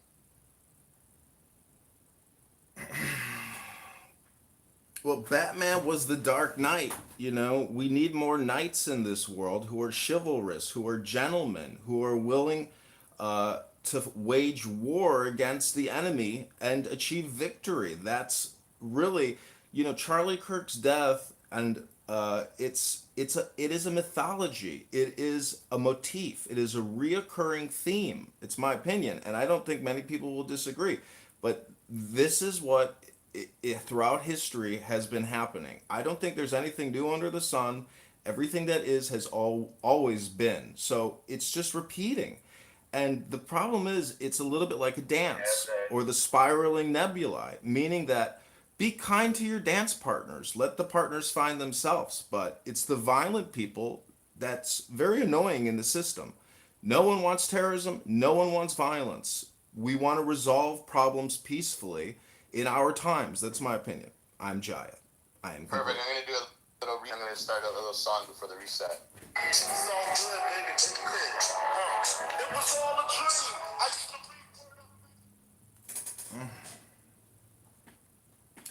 George, you must not be a serious host, and certainly you aren't anything to see.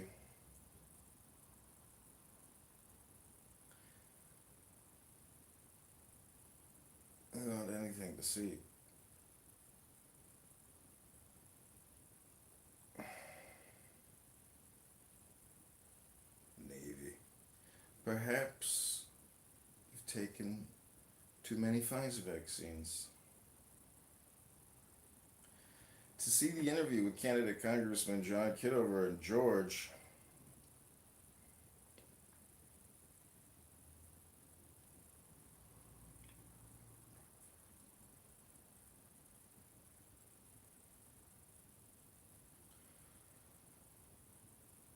John Kitover film.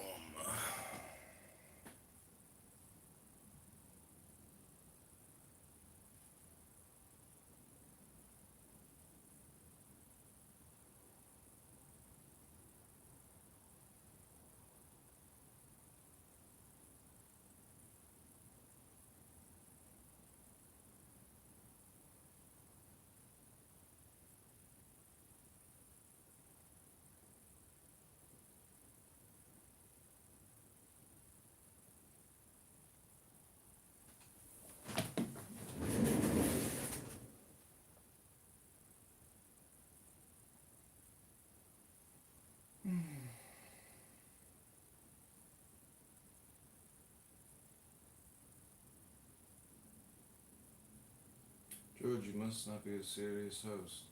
Certainly you aren't anything to see. Perhaps you've taken too many Pfizer vaccines. To see the interview with candidate Congressman John Kitover and George.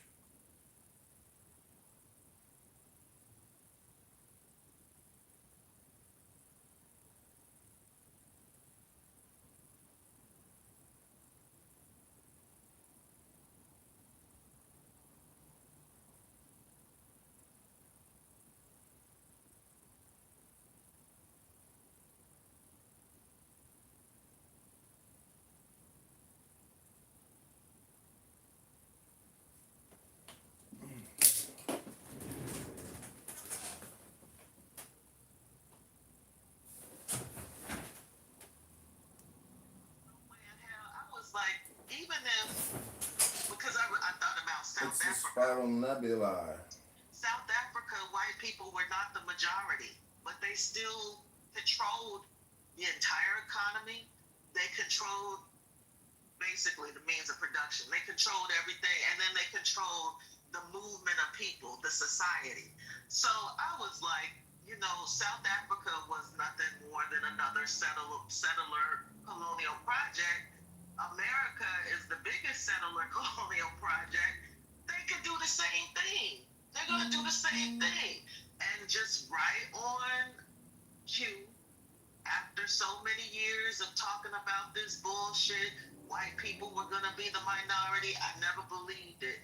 But it didn't have to be true. What it was doing, it was planting that fear and insecurity in these people. And as much as they said, oh, we've come such a long way, we knew that shit. We knew they were going to go right back to what their grandparents told them, that they were smarter, that they were rightfully the head, that this was their nation, right? Like they got right back. It's like muscle memory. And it's disgusting, but it is what it is. And so, yeah, like everybody knows how they need to proceed at this point. You know, protect your neck. No pun intended. I mean, if you really think about what they're saying women belong in the home, right? Women should be wives and mothers. Immigrants are stealing our jobs from Americans. Too many Pfizer vaccines. All the, people of color, black people, they don't have the brain processing power. They're all DEI hires. Okay, so who's left? It's only white men left. They're literally telling us, by attacking everything, they're literally telling us only white men should be in charge and should have important jobs and should do things. That's exactly what they're saying. So again, the country is built on that. If you go look at the Constitution and read, just how I talk, there's nothing in there for minorities. There's nothing in there for women. It's written for rich white landowners. That's what this country is foundationally built on. Thank God we have the Bill of Rights. We have amendments to the Constitution that have given other people rights. But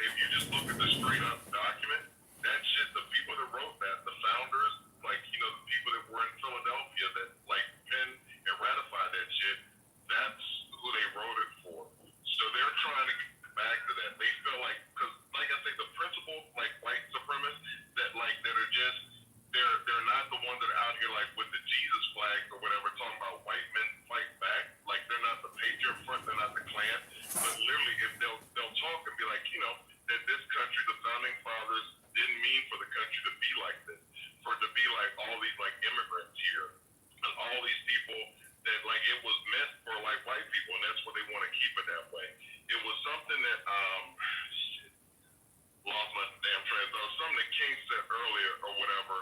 Oh, as far as like that stuff that Richard Spencer, people were talking about this stuff before. It's always been a thing. So go back to Trump. Like we survived Woodrow Wilson, like where they screamed "Birth of a Nation" in the White House, and I don't know how many, must look like 100,000 Klan members like marched up Pennsylvania Avenue. You go back and look at like pictures of it, and they talk about like in Congress, like that 75% or 80% of the damn representatives, U.S. representatives, George, were you're Klan taking too many members. Pfizer We have vaccines. survived those times, King Clown. and we'll survive this. But I'm just saying that as far as it's always been there. It's just that people are like sheep. The Bible talks about it. People are dumb as fuck or whatever. Like you look at the 80-20, where they want to look at, even like look at this election cycle, the way that people have manipulated and played, even like with the stuff on Charlemagne and the Breakfast Club and the little stuff that was said about like, you know, trans, and I don't want my money going like to trans surgeries in prison. People are easily manipulated. And so Trump, because he's an American icon, love him or hate him, the motherfucker's been in like the American lexicon for like freaking 40 years or whatever. Like, so we've seen all this stuff with Trump.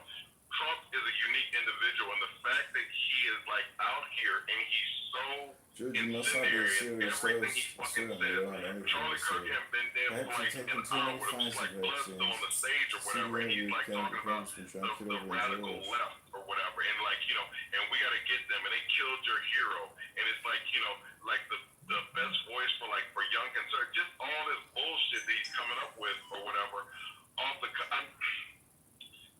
Leaders, if a leader like Trump, and I can't think of the name for it, I just heard it today. When leaders say words, and it's not telling somebody to go basically commit violence, but it's like in the way you carry it, like the radical left, like saying that, you know, that they've killed your champion, where you're basically giving commands, but you're not giving commands. And I'm just saying that Trump does that. Most of our the presidents in my lifetime, Nixon is the first one I can remember. No president has ever done that until Trump. If something happens in this country, people that don't like black people, Ronald Reagan, like, I liked him as a president, but he was like racist as shit or whatever. He didn't even necessarily like black people, but he was like, he loved America and he tried to heal this country. Trump doesn't give a fuck about anything but himself. He doesn't love America. He doesn't love his fucking kids. He doesn't love anything but Trump. And it's like, that shit is so dangerous, the fact that he's our president. And I'm sorry, I'm podcasting there. I'm going to shut the fuck up. But it's like, I just wanted to say that. Well, by being narcissistic, a guy's strange pattern that he would come out immediately with all of that information that wants him to be a martyr and a messiah. Here comes Netanyahu chiming in, saying that he's the savior of Israel. And it was really in a strange relationship, and it wasn't what they pretended to be at all. So more fake news. And on that strength, this guy's being treated like, well, he was late for soccer mom practice, or he was late coming home from the from football game or something. But both characters, the young Anglo-Saxon males, WAPs, etc. And now, if there had been a Negroid or a neuromelanated person involved, it'd be chaos, it'd be going crazy. Said, man, but they're still on the same mission. Same shit hanging from a different shingle to vilify the melanated man. Somehow they're going to ease us up into the middle of the equation, whether we're directly involved or not. And that is, I think, the plan, is to push them blonde hair and blue eyes. Can you imagine the wife of John Fitzgerald Kennedy coming to the mic right at his memorial service? Here she comes. Oh, we're going to make America great again. We're going to keep this rally going. We're going to build this movement. Okay. Now, this guy's been spotted. Another part of the fake news. Somebody said they spotted this guy. All conspiracy ain't, you know what I mean, ain't pseudo-conspiracy. So you got to watch what is happening close and personal. And somehow, no matter if it's COVID or Charles Kirk, they're going to ease us up in the middle, and somehow we'll be responsible for kicking the dirt. But I say we do not pull our foot out of the behind or the backside of Donald John Trump and this guy Netanyahu. I think they're just B-movie actors. They're just regular guys. People has exaggerated them like they exaggerated Charles Kirk. I'm telling you the truth. To stand-up people that are really involved with the science and the politics and mathematics that operate in this world, the realism people, they mean absolutely nothing. I'm just serious. Yeah. But we drink the Kool-Aid and, hug the testicles, and he urinates in your face. And you call it rain and Kool-Aid, but I call it he pissing in your face and call it rain. George, you're taking too many Pfizer vaccines.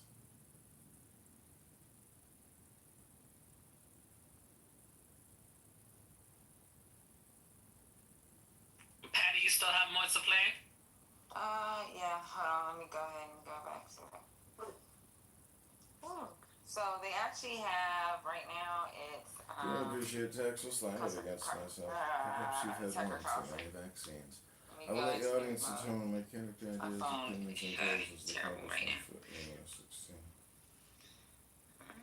So you're here with Canada Congressman John Kitover below.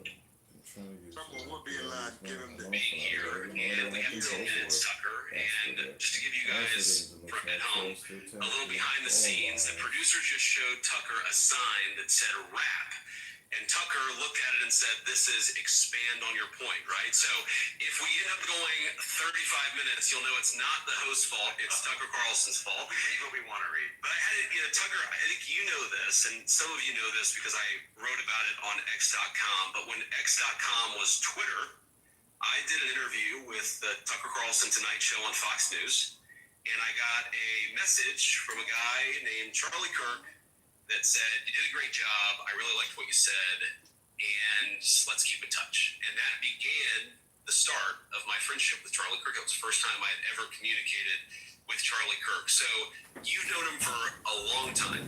You talked to him about a lot of issues, and I want to talk in part about how to honor Charlie's legacy, because I think that he modeled civil discourse within the right. He accepted there were big disagreements on all these issues, but he thought we were all on the same team and we could debate this stuff, but actually have a drink at the end of the day and recognize that we were all trying to accomplish fundamentally the good of the country. So I want to talk a little bit about that. Before I get there, just tell me about your buddy, Charlie Kirk. What was he like? What did people who only know him from radio or TV not appreciate about what a good guy he was? That his Christianity was sincere, and his commitment to Jesus was totally sincere. And it, sometimes isn't, especially in public figures who throw out Bible verses they don't understand and stuff like that. In his case, not speaking to him in particular, but in his case, it informed every single part of his life, from his marriage, to the way he treated his children, to the way he treated his staff, to the way he approached disagreement, to the way he thought of other people, which was always primarily as people first. And that was, he was much younger than I am, and I met him when he was a teenager, so he's literally the age of one of my children. So it was kind of hard to take him seriously at first, and over the years that I knew him, more than 10 years, I ended up learning from him. I'm not just saying this because he's passed, I mean that sincerely, and the main thing that I learned from him was how to disagree with people on topics that you take very seriously and that they take very seriously without hating them, without feeling bitterness. I mean, it wasn't, people knew what was going on behind the scenes.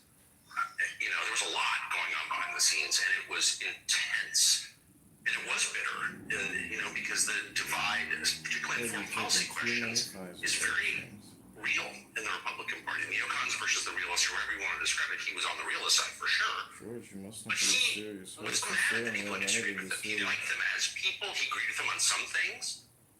And he would always say that. I agreed with it. In private, he would say that. And, I was involved in it because people were mad at him for having me at his conferences or talking to me. And so we had cause to talk about it a lot up until he was assassinated. And I was so struck with the whole time. I'd say, ideas, opinions, and goals as the I would use the ugly language I'm famous for in private, and he would never talk like that. He'd say, well, I agree with him on this, but obviously I'm on your side on that. And he just never forgot there was a person behind the views, and that inspired me, and God commands out of us. That's a real commandment, in my opinion.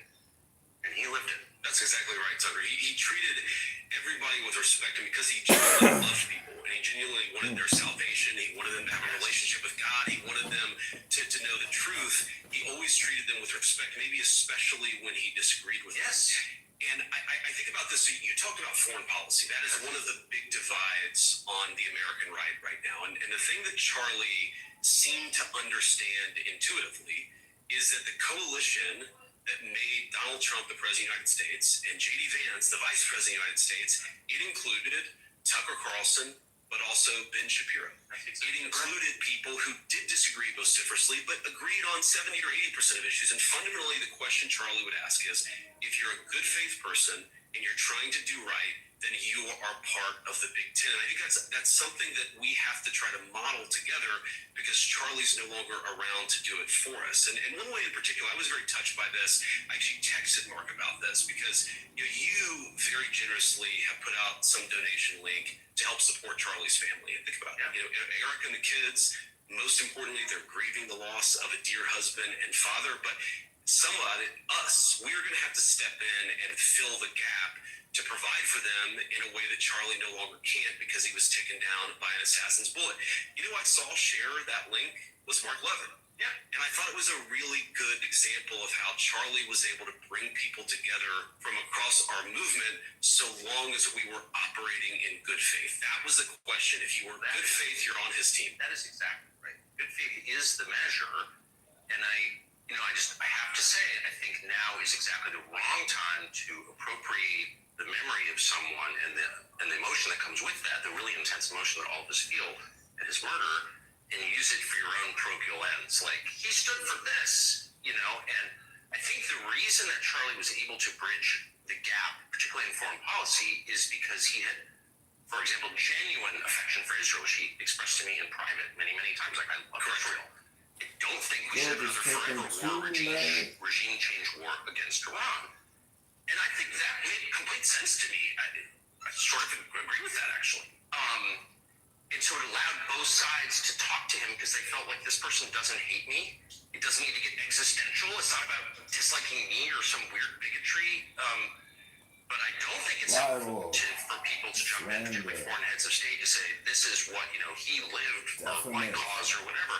That's disgusting, actually. Don't do that. That turns everybody off. You don't help your own cause by doing that. And it's also literally untrue. So I just hope that we can continue in, I'm not exaggerating, the spirit that he operated in, which is one of love for other people, including people we disagree with, and don't make it, as small bore as that. That doesn't help. Yeah, so one of the issues, Tucker, and I agree with you, that he would express disagreements with the administration on, there are two that jump out, is one, Charlie was a hardliner on immigration. He wanted us to control our borders as much as possible. Yes. He wanted us to ramp up the deportations. I remember having conversations with Charlie where he would say, why are the deportations higher? Why aren't you doing more? And I would talk to him. But it wasn't, hey, I don't understand this, or I disagree with you, and therefore I'm going to blast you and assume that you're in bad faith. It's, I'm a free citizen. I love you guys. I supported you guys, and I'm going to use my platform to try to accomplish as much good as I possibly can. And I think that made him such an effective operator. I would talk to him. Here are the reasons why. And as you see, Tucker, we've ramped up deportation numbers. We have actually, there are a lot of people who are self-deporting because they don't want to be in the country knowing that eventually immigration enforcement will happen. But I think part of that success comes from people like Charlie applying pressure. Pressure as a friend, pressure as somebody who cares deeply about me. And that's true. Yeah, I'll put on pause for a second. I think somebody asking you to put it on pause. Yeah, I asked for it because I just didn't want him to get too far away from something he said that's been bugging the fuck out of me. I think it bugs a lot of us. So, to these motherfuckers, because when they did this thing in Huntington Beach, which I keep going back to because the shit is really bothersome, that they're talking about white men fight back. The one person, the one group that doesn't need to fight back anything, white men fight back. And they had a flag that had a Jesus flag, had a red cross, and it said something about Jesus. When they talk about like Charlie Kirk loved Jesus, everything in here ever read the New Testament? Because apparently none of these crackers have ever read the fucking the New Testament. And I hate that I'm saying crackers. I'm pissed off with these motherfuckers. They're fucking devilish or whatever. Like they're fucking demonic or whatever in the way that they carry their shit or whatever. So it's like fuck them. So here's the thing: do they understand that Jesus looks more like Haile Selassie or Muammar Gaddafi than he does? I don't know what the fuck they think the people that they treat Or like shit and like garbage or God. look like Jesus. Right, thank you. So it's like, so the people they treat like shit look like their Lord and Savior. They love so much. I can't fucking stand that they keep saying Jesus, Jesus, Jesus, Jesus this. But Jesus said that my kingdom is not of this world. And like you can see that because this world, we're like living in fucking hell with the way that these crackers fucking claim Jesus or whatever and then treat people that look like Jesus or they have lineage to Jesus. They treat them like fucking dog shit. They treat them worse than they would treat their fucking animals literally or whatever. So it's like, I just wanted to say that because like, I get fucking tired of hearing all these fucking crackers.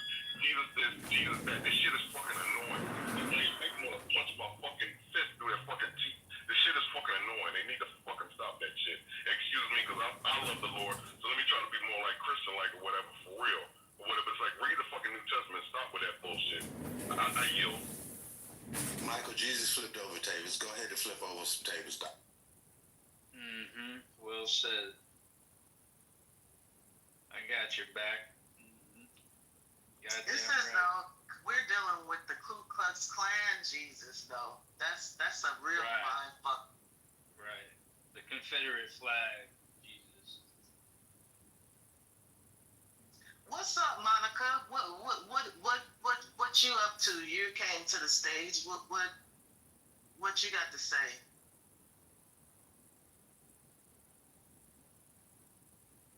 Good day, Monica. Or are you just minding black folks' business on a Monday morning? Yeah. We're just having a Yeah, I don't know.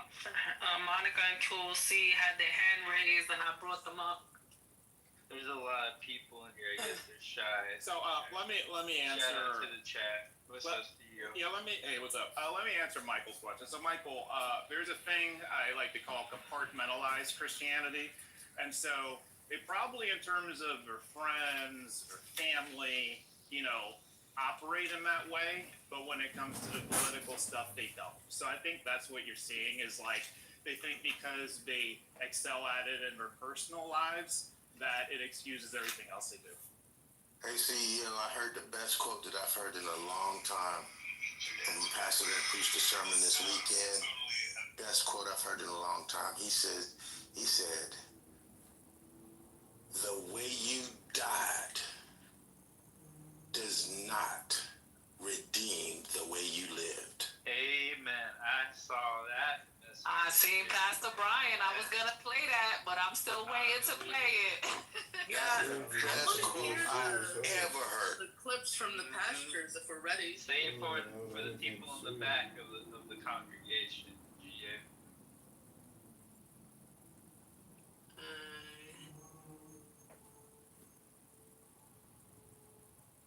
Mel, do you want to play those clips? I'm waiting on Patty. I don't know what else she wants to play. How long is this thing that we're listening to? I'm not sure, but it goes through the commercials. I'm not sure. I'll say one more thing I just learned, like literally in the last half hour, was that Kirk hosted Black Youth Leadership Summits and Women Leadership Summits, taught leadership development, professional development. So I thought that was intriguing. I did not know that.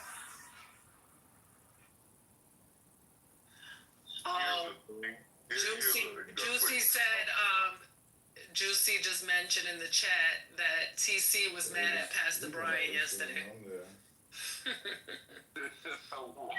TC is an attention grabbing clown at this point. Yeah, crocodile pearl clutching. CEO though, what is that supposed to mean though? That he had these workshops or whatever, if we know that he was teaching them, like I find it terrifying that people who question the capacity of Black people's ability to perform, to think on a high level, to perform on a high level, even though we've been doing it for fucking centuries. I find it really terrifying that this person has the ear of so many Black youth. And I did see a video yesterday of a 12-year-old. He wasn't even 15.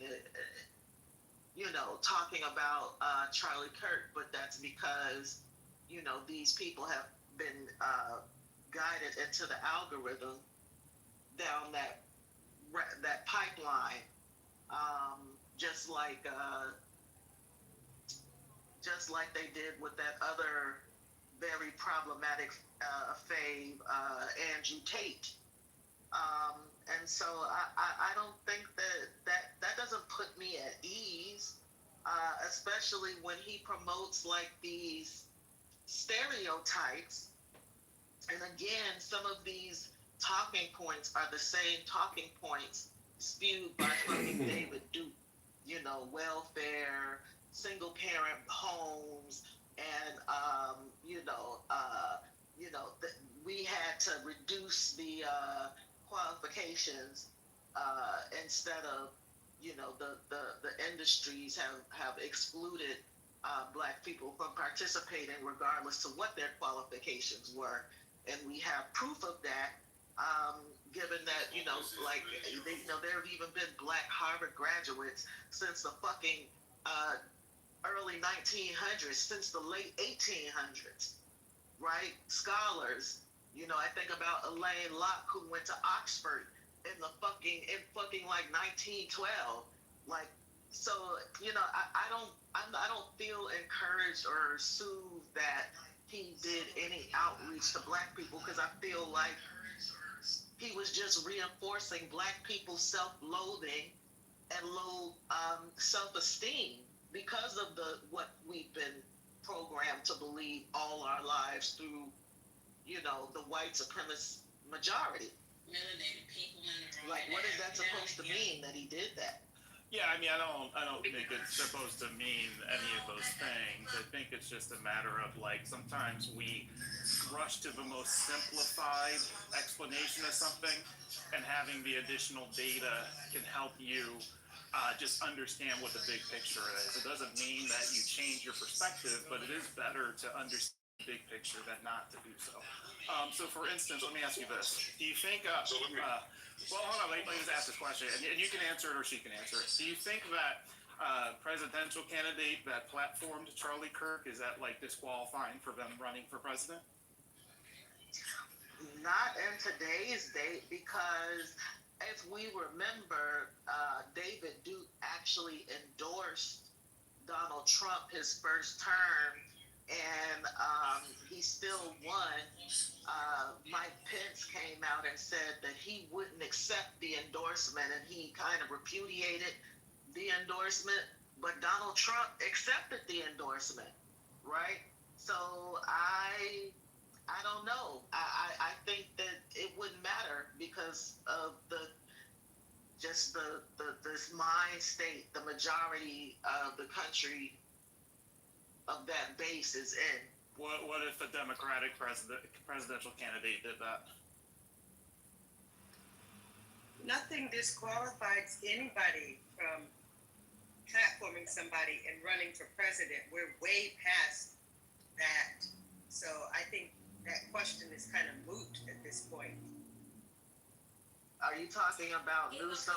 I am talking about Newsom, yes. Newsom had him on his podcast, and they had an exchange, and Newsom said that his son was a fan of Charlie Kirk, and he was a fan of Charlie Kirk, and all this and that. So I'm just wondering, like, if this is the opinion you're stating of Kirk, does that shape how you see Gavin Newsom now? Yeah, well, not now. I remember when it happened, and I remember that a lot of people had words for Gavin Newsom for doing that, because Kirk's he's been doing this from the beginning, right? So people are well familiar with his his dog whistles and his quotables, right? So even when it comes to women and gay folks, right? So yeah, people have words for Gavin Newsom, and they were really discouraged by the fact that he had him on his podcast.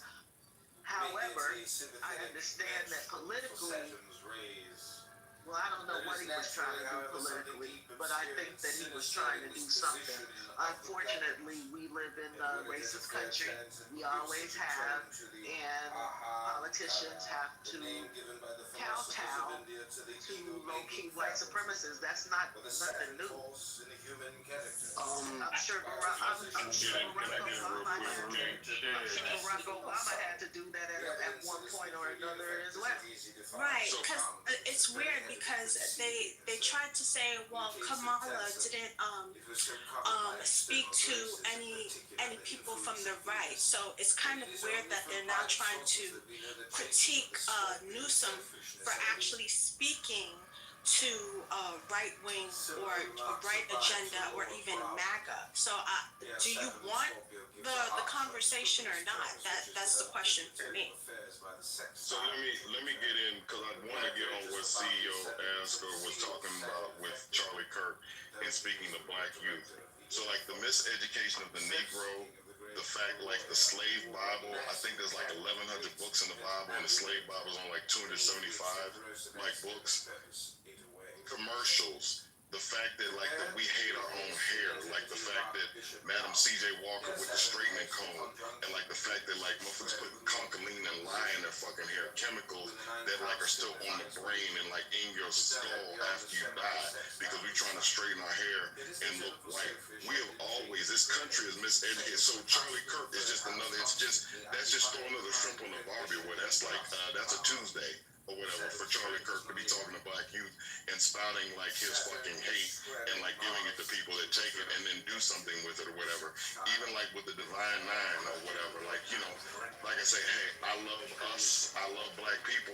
We copying shit like this Greek shit or whatever. Like, what black Greeks do you know or whatever? Like, we have been miseducated. So Charlie, that's nothing. That means nothing with Charlie Kirk doing that. So Charlie Kirk, he's a martyr now. So it's like, it's fucked up that he got shot or whatever. I don't want anybody to die. So it's like, so I'm not somebody celebrating his death. I really hate it that the man, like a father of two or whatever, is like dead. And now it's fucked up because like fucking like Star Wars or whatever, like Obi-Wan got struck down. This motherfucker's a Force ghost now. Now it's like everything he says is like, it's gonna be like written in like biblical characters that we can't touch, like fucking Abraham or something. Like literally, like now his words are like just immortalized, and they're just, they become canon in this whole white supremacist thing. So for Gavin Newsom, he's Horst Wessel. I talked about this guy the other night. I just learned about him like not too long ago. But this young man, like 20-something in the Nazi party, that got killed in the 30s in a fight, and then they used him. They made songs about him. He became like the martyr. He became a symbol for the cause. So it's like you attack the Nazi party, you're attacking like the memory of Horst Wessel. Like that's what the fuck they're gonna do with him. So if Gavin Newsom uses him to get to that fringe lunatic element, or like, let me not be like, well, fuck it, but that lunatic element on the right, fuck it, it's politics. As long as when Gavin Newsom gets in office, he doesn't do the shit like Donald Trump's doing. Here's my thing, and it's just my opinion. I don't give a fuck how we get power. We just got to get power back so we can start doing what the fuck we need to do to like heal this country. Because like playing nice and doing shit the right way ain't fucking working. So it's like, so yeah, if you got to use like, if a Democrat has to use, Charlie, hey, go for it. I just wanted to speak. There will be no downgrading of the Divine Nine, specifically the beautiful women of Alpha, Kappa, Alpha Sorority Incorporated. You will not insult those beautiful women. I wanted to. I love them. I literally love them. Somebody I love in my life, and a few people I love in my life. But I'm not saying that did we bring that shit over from Africa? Did that shit come from West Africa? We over there like stepping and like we like yes, we were stepping and stomping. But Yeah, We will step in and stop it. We will step in and stop it. Yes. But I would push back on this point. When you say that about those fraternal organizations, they've been instrumental in the community and community organization. So let's not go there. I don't even, because this Charlie Kirk shit, we listen. We need to unite. So it's like, so I love all black people. I'm trying to reach across the diaspora. Please, when I'm saying stuff, we did copy that shit. We didn't come with this whole thing about Greeks. That is something that we took from like Skull and Bones, from all this shit, like Kappa, all this black shit. We stole it. Yeah, but you was talking about the stuff that you said come from West Africa. The stuff you made the point of stuff coming from West Africa, and this is a point I've been making a lot. Did Christianity come from West Africa? And Michael, can you make a case that the Greeks took knowledge from Africa anyway, so it's not really a big deal for African Americans to be using Greek?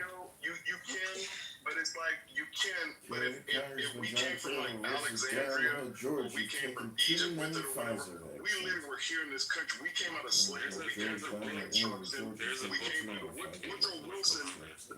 what Woodrow Wilson did, all the racism in like that time when Berkeley, that is like where you see like where these organizations start to like found like from like 1908 to like 1913.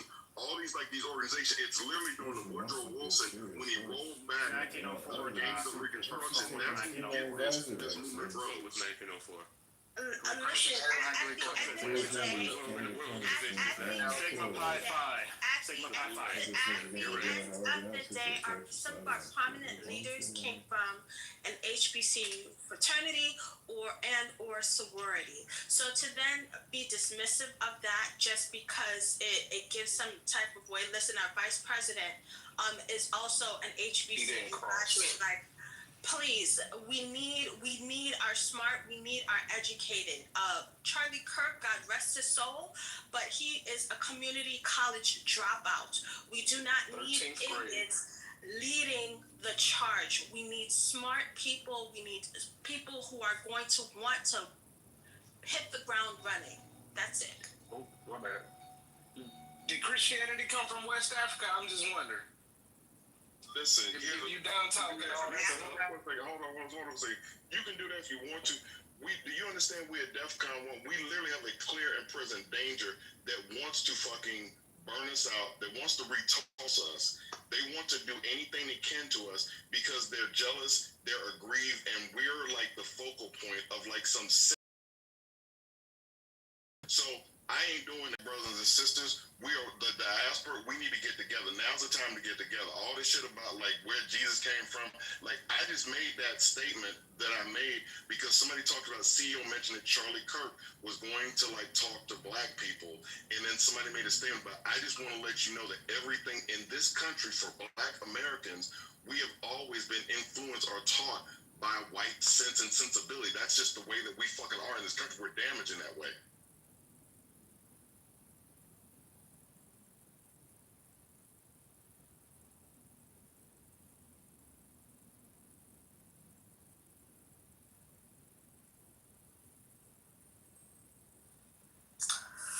Yeah, since nobody's saying anything, I guess I can jump in. I'm just sitting here thinking, I just can't believe, and I wish that there were certain things after all of the history that we've been through that were just settled questions. Like, for example, at the most basic level, we all know all of us have different abilities, gifts, strengths, weaknesses, but our capacity has absolutely nothing to do with our race. That should just be a settled question by now.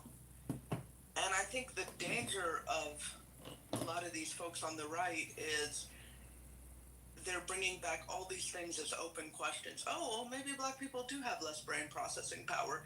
Why don't we dialogue about that? Why don't we have a debate about that? Why don't we all think about that? I mean, there are just very basic things after everything we have been through that we should just know better and should just be like, no, that's not something worthy of debate. That should be rejected in the public square. Of course, you're never going to convince everyone. of course. But to bring these things back into the public square like this is horrible. It's horrible. Yeah, and these statements and these statements that he made that they want to memorialize, that they want you hold up and say that he's one of the greatest thinkers. I mean, literally, that's what the Speaker of the House said, and I apologize for the wind that's blowing. But, they want to memorialize his words, his statements, as if they are valuable, and they're not. Not only that, but, even if he did decide to put some type of organization to teach young black kids, it still goes in the same mindset. I know better. I have the mind, that the capacity, even as a college dropout, to teach these people, these underlings, because their parents don't have the fortitude to be able to teach them. As a matter of fact, even if they do go to college, which he thinks it stands, right? Even if they do go to college and grad and become great legal minds and make it all the way to the Supreme Court, it was done in the process of a DEI mindset. That's what he thought. I want you to think about that for a second. So it doesn't matter if he opened up this organization to teach young black folk. He thinks he's the only one who can do it. That's why he did that. So when you have that, and when you think about it in that manner, it can only mean one thing. I feel like people forget what white supremacy is. It is not dealing with everybody else. What it is to feel that you're superior. He's taking too many Pfizer. Okay, that includes people of color, black people, people who are not considered sexuality or gender issues. That's what that mindset is. So tax. Do with that.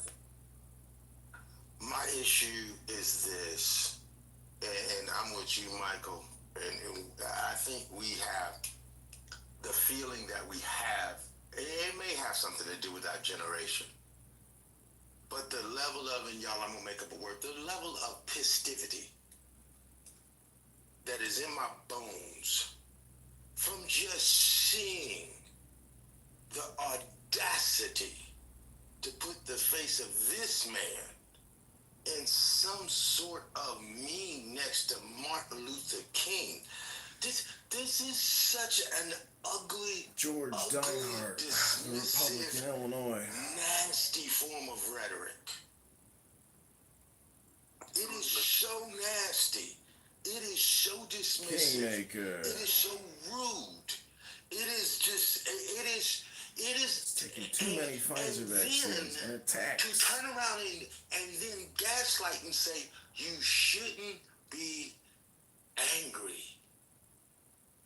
You shouldn't be upset because the way he was killed was such a George tragic Dinehart, thing. the Republican Illinois Kingmaker, has taken too many Pfizer vaccines and attacks candidate Congressman John Kitover. Your place. Remember your place, because we get to say and do whatever we want to. And remember, because of free speech that you wasn't supposed to have in the first place, because we were nice to give it to you, we can say whatever we want, as long as we want, and then get to tell you, you don't get to say whatever you want, because it's un-American, because don't forget, this is our country, we let you in.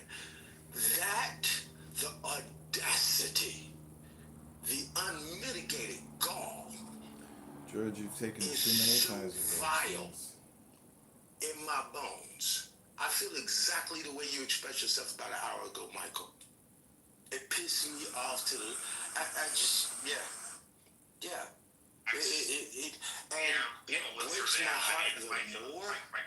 What just snaps my heart into a million pieces is the blind, the blind sheep-like, mule-like behavior of some people that are my color that does not see this as DEF CON 1. George, you might That be a serious breaks host my and starting heart. anything to say. Y'all been laughing at Perhaps me, you're but I've been taking too saying it many for almost 8 Pfizer months. vaccines. Some of these Negroes got to drown. Because I know it sounds bad. I know it sounds horrible. I know it sounds callous. But literally, some of these Negroes got to drown. Because if you don't see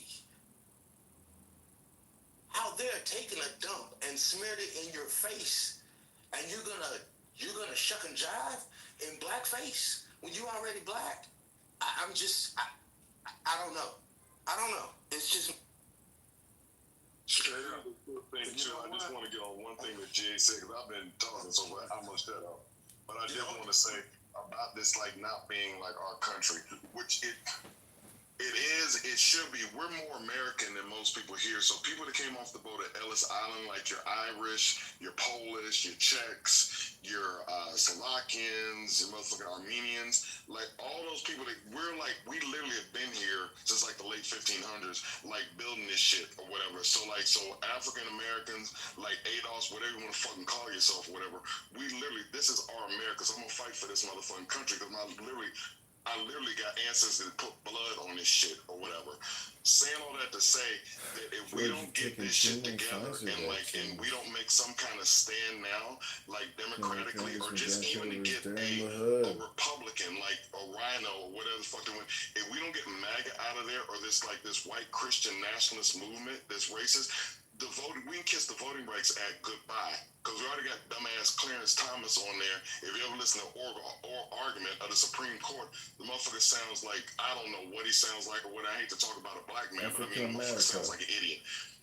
We do have Katanji on there. It's like, but I'm just saying that that the Voting Rights Act with the 6-3 minority that we got or whatever, and then with what they're trying to do, that shit is going to go bye-bye or whatever. So it's like, so to Jay's point, some of the rights that we have enjoyed, they can roll some of that shit back because we don't have we weren't born with the fucking right to vote or whatever, and they literally can take that shit back. I think in 2031, a portion of it that I think Bush ratified, Bush 2 ratified, I think has to be re-signed.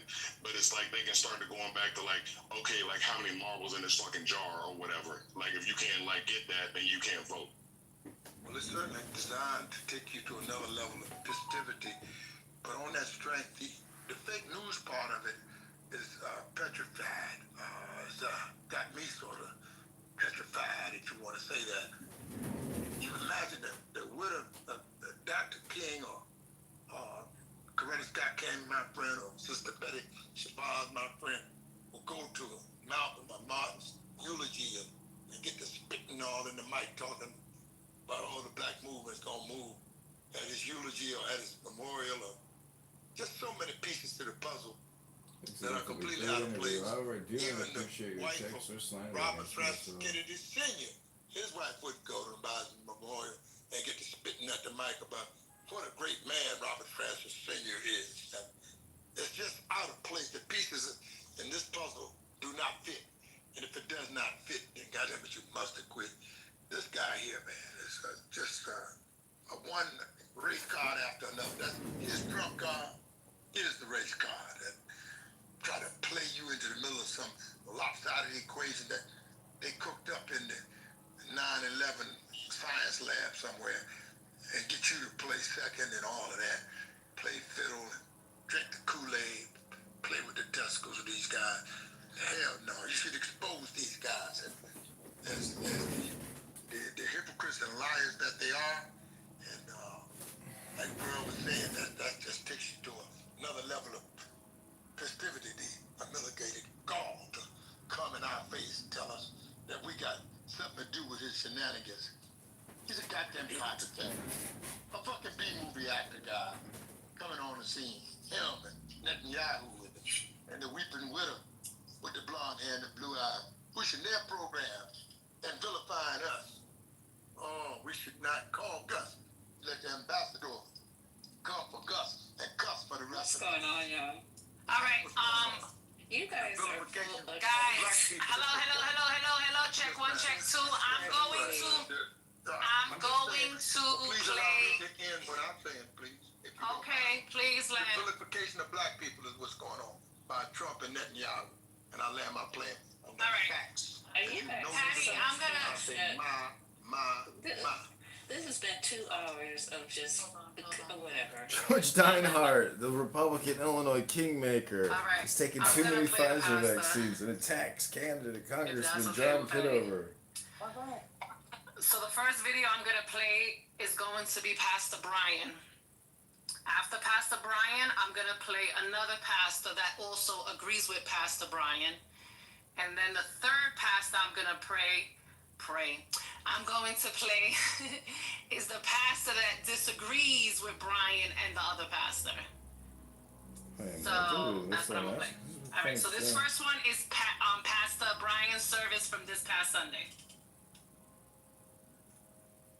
All of these Negro preachers who've been, in fact, talking about that this man that was killed was the answer to Christ in the earth. Y'all ain't saying that they having moments of silence in black churches all over the country over a man that was racist and a white supremacist. How dare you compare him to Martin Luther King? The only thing that Charlie Chris and Martin Luther King got in common is both of them was killed by a white man. After that, they got nothing else in common. I'm concerned about all of these Negro. All right, so that was Pastor Brian. You couldn't give him that 30 more seconds. It was only 30 seconds. Oh, okay. Yeah, it was gonna play again. Okay, so that was Pastor Brian. Now I'm going to play the other pastor that agrees with Brian. This is why black people got attitudes in this country. Hold on. Be assassinated. Yeah, I don't get it. Like, let's move forward. Charlie Kirk did not deserve to be assassinated. Mass shootings, that's what he shot. I'm overwhelmed. Seeing the flags of the United States of America as mass staff, calling this nation to honor and venerate a man who was an unapologetic racist and spent all of his life sowing seeds of division and hate into this land.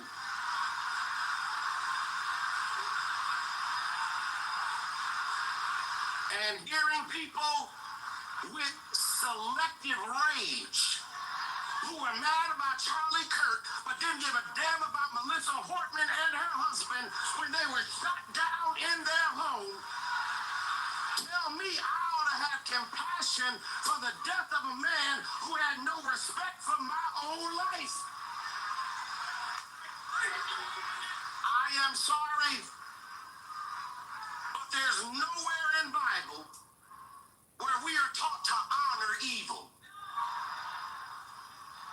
And how you die does not redeem how you lived.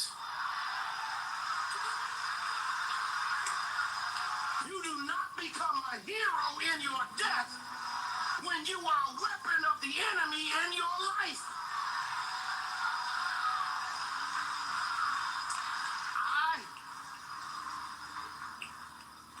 I can abhor the violence that took your life, but I don't have to celebrate how you chose to live. I am overwhelmed. Okay. Now I'm going to play the response from the pastor in Chicago. And then I'm going to play Pastor Brian's response right back to him. Hold on. Hold on. Hold on. Over a man that was racist and a white supremacist. This is it. He just started it off with this. He basically started off with the two pastors. No, we cannot be silent about the idolatry and the racism that is going on in the black church. And Jamal Bryant is one of the biggest goofies behind a pulpit. Just because you sitting there hooping and hollering, I said God said, that don't mean it's anointed. That don't mean it's spirit filled. This is the same dude that went to the gay church with two gay men as pastors and acknowledged them as the first gentleman. How y'all still listen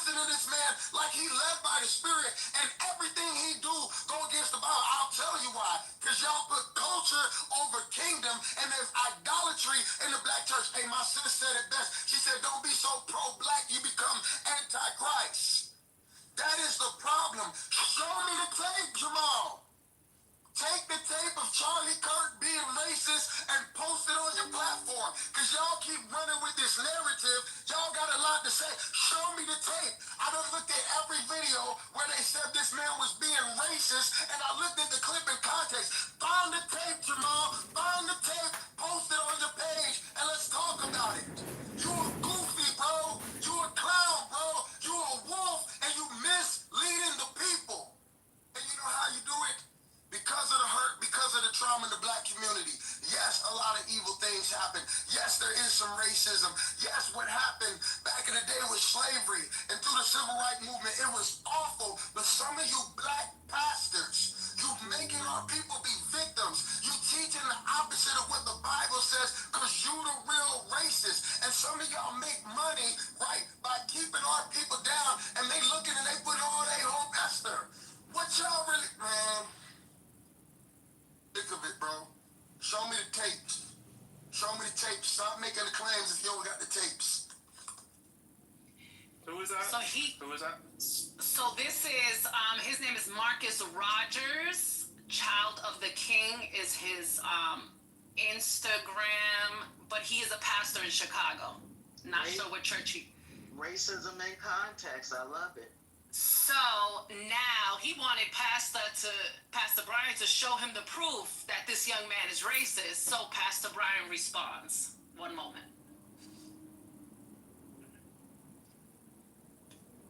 Let me just get that last video. Okay, so he responded 16 hours ago. So much has been said over the last couple of days in reference to the murder of Charlie Kirk, suggesting that this is the signal that Christendom is going forward. It is a very poor misrepresentation. We are against violence in all of its forms, and what took place in Utah was absolutely heinous. But yet, it still does not dismiss. In spite of how he died, it doesn't erase how it is that he lived. I don't want to be taken out of context, but I want to ask you, in Charlie's own words, is this the voice of Christendom and the church? For these blacks trying to go rob her, happening all the time in urban America. Prowling blacks go around for fun to go target white people. That's a fact. Black crime is a major issue in our country. Why are you pushing criminal justice reforms? Joy Reid and Michelle Obama and Sheila Jackson Lee and Ketanji Brown Jackson, they're coming out and they're saying, I'm only here because of affirmative action. Yeah, we know. You do not have the brain processing power to otherwise be taken really seriously. You had to go steal a white person's slot to go be taken somewhat seriously. Now, the southern border is, of course, the great replacement. They're trying to replace us demographically. They're trying to make the country less white. It is an anti-white agenda. If I see a black pilot, I'm going to be like, boy, I hope he's qualified. America was at its peak when we halted immigration for 40 years and we dropped our foreign-born percentage to its lowest level ever. I do think that there is a direct correlation between someone's testosterone and their politics. Young men, the lower their testosterone, the more likely they are to be Democratic. When blacks in America did not have the same rights they had today, they were less murderous, there was less break-ins. Why is that? So I'm sorry, are you trying to say that blacks thrive under subjugation? No, I'm asking you the question. The data shows they were actually better in the 1940s. It was bad, it was evil, but what happened? Something changed. So much has been. And that is the end, guys. Yeah, exactly what I was saying earlier. And guess what? They did the other thing again. They did that other thing again. You're racist for pointing out his racism. It never ends. It just never. So nothing new under the sun, right? So Malcolm, and I've heard the speech, but I'm gonna mess it up or whatever. But basically talking about the house Negro and the field Negro. So you heard that in those clips. So the dude, like they say, live in the master's house. Eats the master's food. It's like he loves his master. And so when his master gets sick, he like, we sick? It's like if the house burns down, he'll like kill himself trying to save the master's house. While the field nigga don't get to eat that food. He don't love the master. He want to see the master dead. And it's like if the master house burned down, fucking gonna throw like gasoline and like oil on it. And I'm sorry for anybody that knows the speech. I'm watching this shit, but you get the gist of it. But literally, that's all I heard. Malcolm literally talked about all of this stuff in a lot of his speeches. Even like when you get these people like this guy on Fox News that got caught out there looking crazy as fuck. When the guy dropped the comment about like voluntary lethal injection or involuntary lethal injection for the homeless, that brother, if y'all saw that clip, he was on there talking about, well, if they don't take the programs, then they just need to go to jail. They can either take the government assistance or they can go to jail. So it's like, so that dude, that's like the dude that they put out there. They find like some Negro or whatever, some dumb Negro that they can prop up to put out their agenda, hoping that other Negroes will listen to this Negro or whatever. It's like they've been this shit, nothing new under the sun. So just go back and listen to some Malcolm. It do you so good, especially in the times we're living in now. I would really recommend go do that. And it's like, and I know Louis Farrakhan gets a bad take. A lot of things, but go back and watch some of his stuff on Phil Donahue. It's a bunch of clips out there when he was on talk shows back in the 80s. Minister Farrakhan, as far as the times that we're living in wartime, y'all need to go back and listen to some generals. So I recommend Malcolm X and Farrakhan for y'all, and I'll land on it. I want to talk about this. You would think that the shooter was black. I mean, I know it became a topic about race to a certain degree, but the shooter was not black. So us talking about he was racist, that's not why he got shot. It was something way different than that, which is why I don't really understand black people celebrating it, not just because it could bring unnecessary heat towards us, but also that it's like we always looking for some symbolic victory instead of going and getting real victories. It's not a victory that some white man shot a white man. So I don't really get the victory lap that a lot of black people take. Jason, if I may, when you have two sides of something and one particular side is constantly blaming the other side, yet the atrocities are coming from within. When you are being blamed for something you did not do and the atrocities are coming from people that they are standing next to, people tend to celebrate that because you're worrying the enemy is under your nose, not across the street from you. And so that's one reason. The second reason, so for me, what I don't see being discussed about is the fact that this man was killed by another young white man in Utah, that's the best place in white America, only because the side of that he represented on the far right believed that Charlie Kirk wasn't racist enough. They thought that Charlie Kirk wasn't. They thought he wasn't racist enough. The real conversation here needs to be how the Groypers and whatever they have going on are trying to cause a civil war because the current state of conservatism isn't strong enough for them. That's the conversation that needs to be had here. Never mind the fact that black people are celebrating somebody who was eliminated for their rhetoric. The conversation needs to be how they are assassinating one another because they don't think that they are extreme enough. From all the quotes I read and all the stuff they even just played in the clip, he seemed racist enough to me. You don't think? Once again, Jason, that's not Jason. You would think that because you don't have the mentality of a Groyper, nor do you have the mentality of a white man. For somebody who is generationally racist, you will think that this current state of conservatism, while you as a black man is OD enough. You have other white men deeper in middle America saying, hey, this level of conservatism still is not enough for me today. I still need more racism in it today. People are very agitated because 6 months in, they have not seen enough deportations. People are agitated because 6 months in, their president is saying, hey, we just signed a deal with China to bring more Chinese students over here. And his voter base is saying, that's not what we voted for. What We could voted for he them to have get out, done not to for them be to come more in. racist? Pardon? What could he have done to be more racist, you think? I'm not agreeing. What you're missing is there's another subsector of people, of white men who feel that Charlie Kirk was not racist enough. You have to go do your research on Nick Fuentes and the Groypers to understand that. Hey, let me just say one, because CEO brought up a point to, like, I can't see you on stage, but like to the brother that's speaking, what CEO talked about, he said that Charlie Kirk was going to talk to black youth.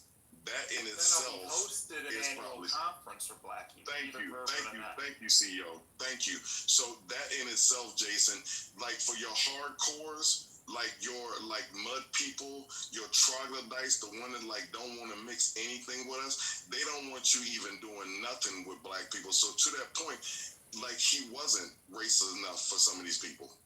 Can you see that? I can see that because I'm just kind of learning about him. So if he's doing all this stuff for black people that y'all ban, I can see that. But at the same time, it's still like if there's this metric for racism and he's not meeting it because he's doing a few things for, it seems like it would be a lot more white on white crime about this that we would see. But not only that, y'all don't think it could have been anything else? Why? No, because the people that have done it are. You think it was about black people that why are you twisting yourself into a pretzel trying to excuse what is obvious? But a white man killed a white man. He's just asking questions. He is always asking questions. Jason, it's not necessarily for us. Like that's why I keep telling you to go back and look into Nick Fuentes in the Groper group, because it's not necessarily about Black Americans. The Groper agenda for white America, in their eyes, Charlie Kirk's agenda for white America was still not white enough. I think the job is that the righteous would check the wicked at this particular hour, but on that strength, this could all be fake news anyhow. That's someone said they spotted this joker somewhere. So we should not be in the middle. That's the thing that I want to say more than anything. That don't play ourselves to the middle, but be on the side of righteousness for righteousness' sake, and check the wicked in the midst of their peculiar brand of iniquity, their capitalistic imperialism and communism and capitalistic. Bro, don't the money. They in it for the money and the power, and don't let them violate on our soil. It's my land, my street, and we should check them in the peculiar brand of iniquity. People still saying they seen Elvis. We seen that man get killed. Everybody's saying help. Well, you just said one thing. Fake news. Let me say one thing that you mentioned something about Utah being the whitest or the most racist or something like that. I'm not in love with the Mormons, but they gotta get some credit for actually not being that way. Like if you look at their voting pattern with Trump, Utah only 45% voted for Trump in 2016. Like Trump's numbers are way lower than they were for any of the other Republican presidents. So they actually were the opposite in terms of that. So I have a hard time with you saying. I didn't call unless someone else mentioned Utah. I didn't call Utah racist. I said that was the middle of white America. That's white utopia. That's what I said. I haven't heard anybody call Utah racist either. I don't think. But the white utopia thing. I think that's what I'm referencing. Yeah. When I say white utopia, so listen to the context of the conversation, because when I say white utopia and we're talking about people who want to be amongst other white people, you tell me the populist breakdown of white Americans to others in Utah compared to the rest of the country. That's what I was talking about. Their doctrine is the doctrine that the state was founded on was. Thank you. Thank you. Yeah, Utah's not in the top 10 for whitest. Just FYI, it's not. It just don't make total sense to me, because let's say he helped a few black people did a convention or whatever, it's still a net negative with all the things he said, like policies he feels should be pushed, saying we should be better off in slavery and stuff like that. It seemed like even if he did speak at a few black conventions, that the net outcome is negative towards black people still, even if he did a few nice things. Yeah, and Utah's number, I looked it up, Utah's number 12 for whiteness. So, I don't know. But let me address that, please. Like, so Jace, to this point, he's a racist. He was a piece of shit racist. We're talking racist. This shit don't make sense. We got nothing to do with this. Literally, we had nothing to do with this motherfucker being killed. We're just talking about that. Like, I've heard other people say. So I'm taking when America catch a cold, when white people catch a cold, we catch the flu or whatever. We get COVID and shit. I'm saying the fact that this shit is getting put on us, we literally have nothing to do with this shit. And I can't think of the lady's name on satellite radio. A caller called in and was like some white man talking about Maxine Waters this and something, and she like read the motherfucker for filth or whatever. Just be like basically don't bring us into this shit. We have nothing to do. We're literally just talking because we're in a black space and we know how this shit. The radical left, the fact that HBCUs, a white man kills another white man, and HBCUs got credible fucking threats about, like, this one dude. I heard this shit. I don't know if Coach read that shit out.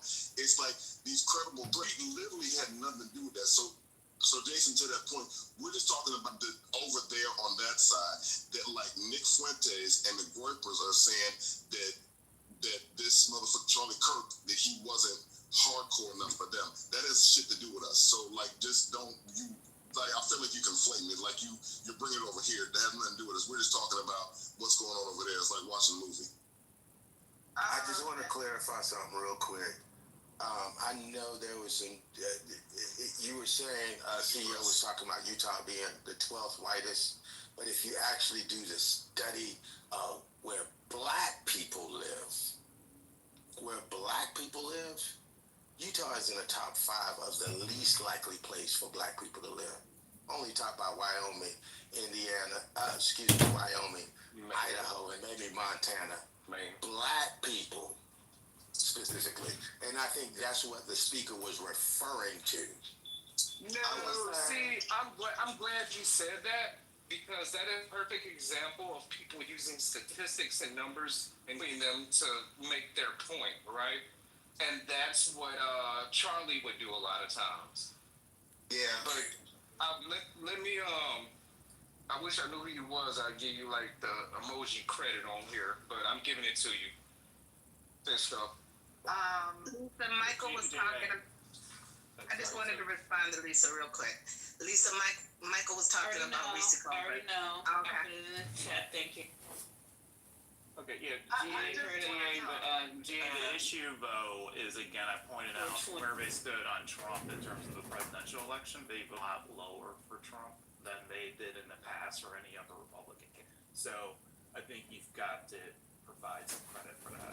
No, not really, because their politics isn't the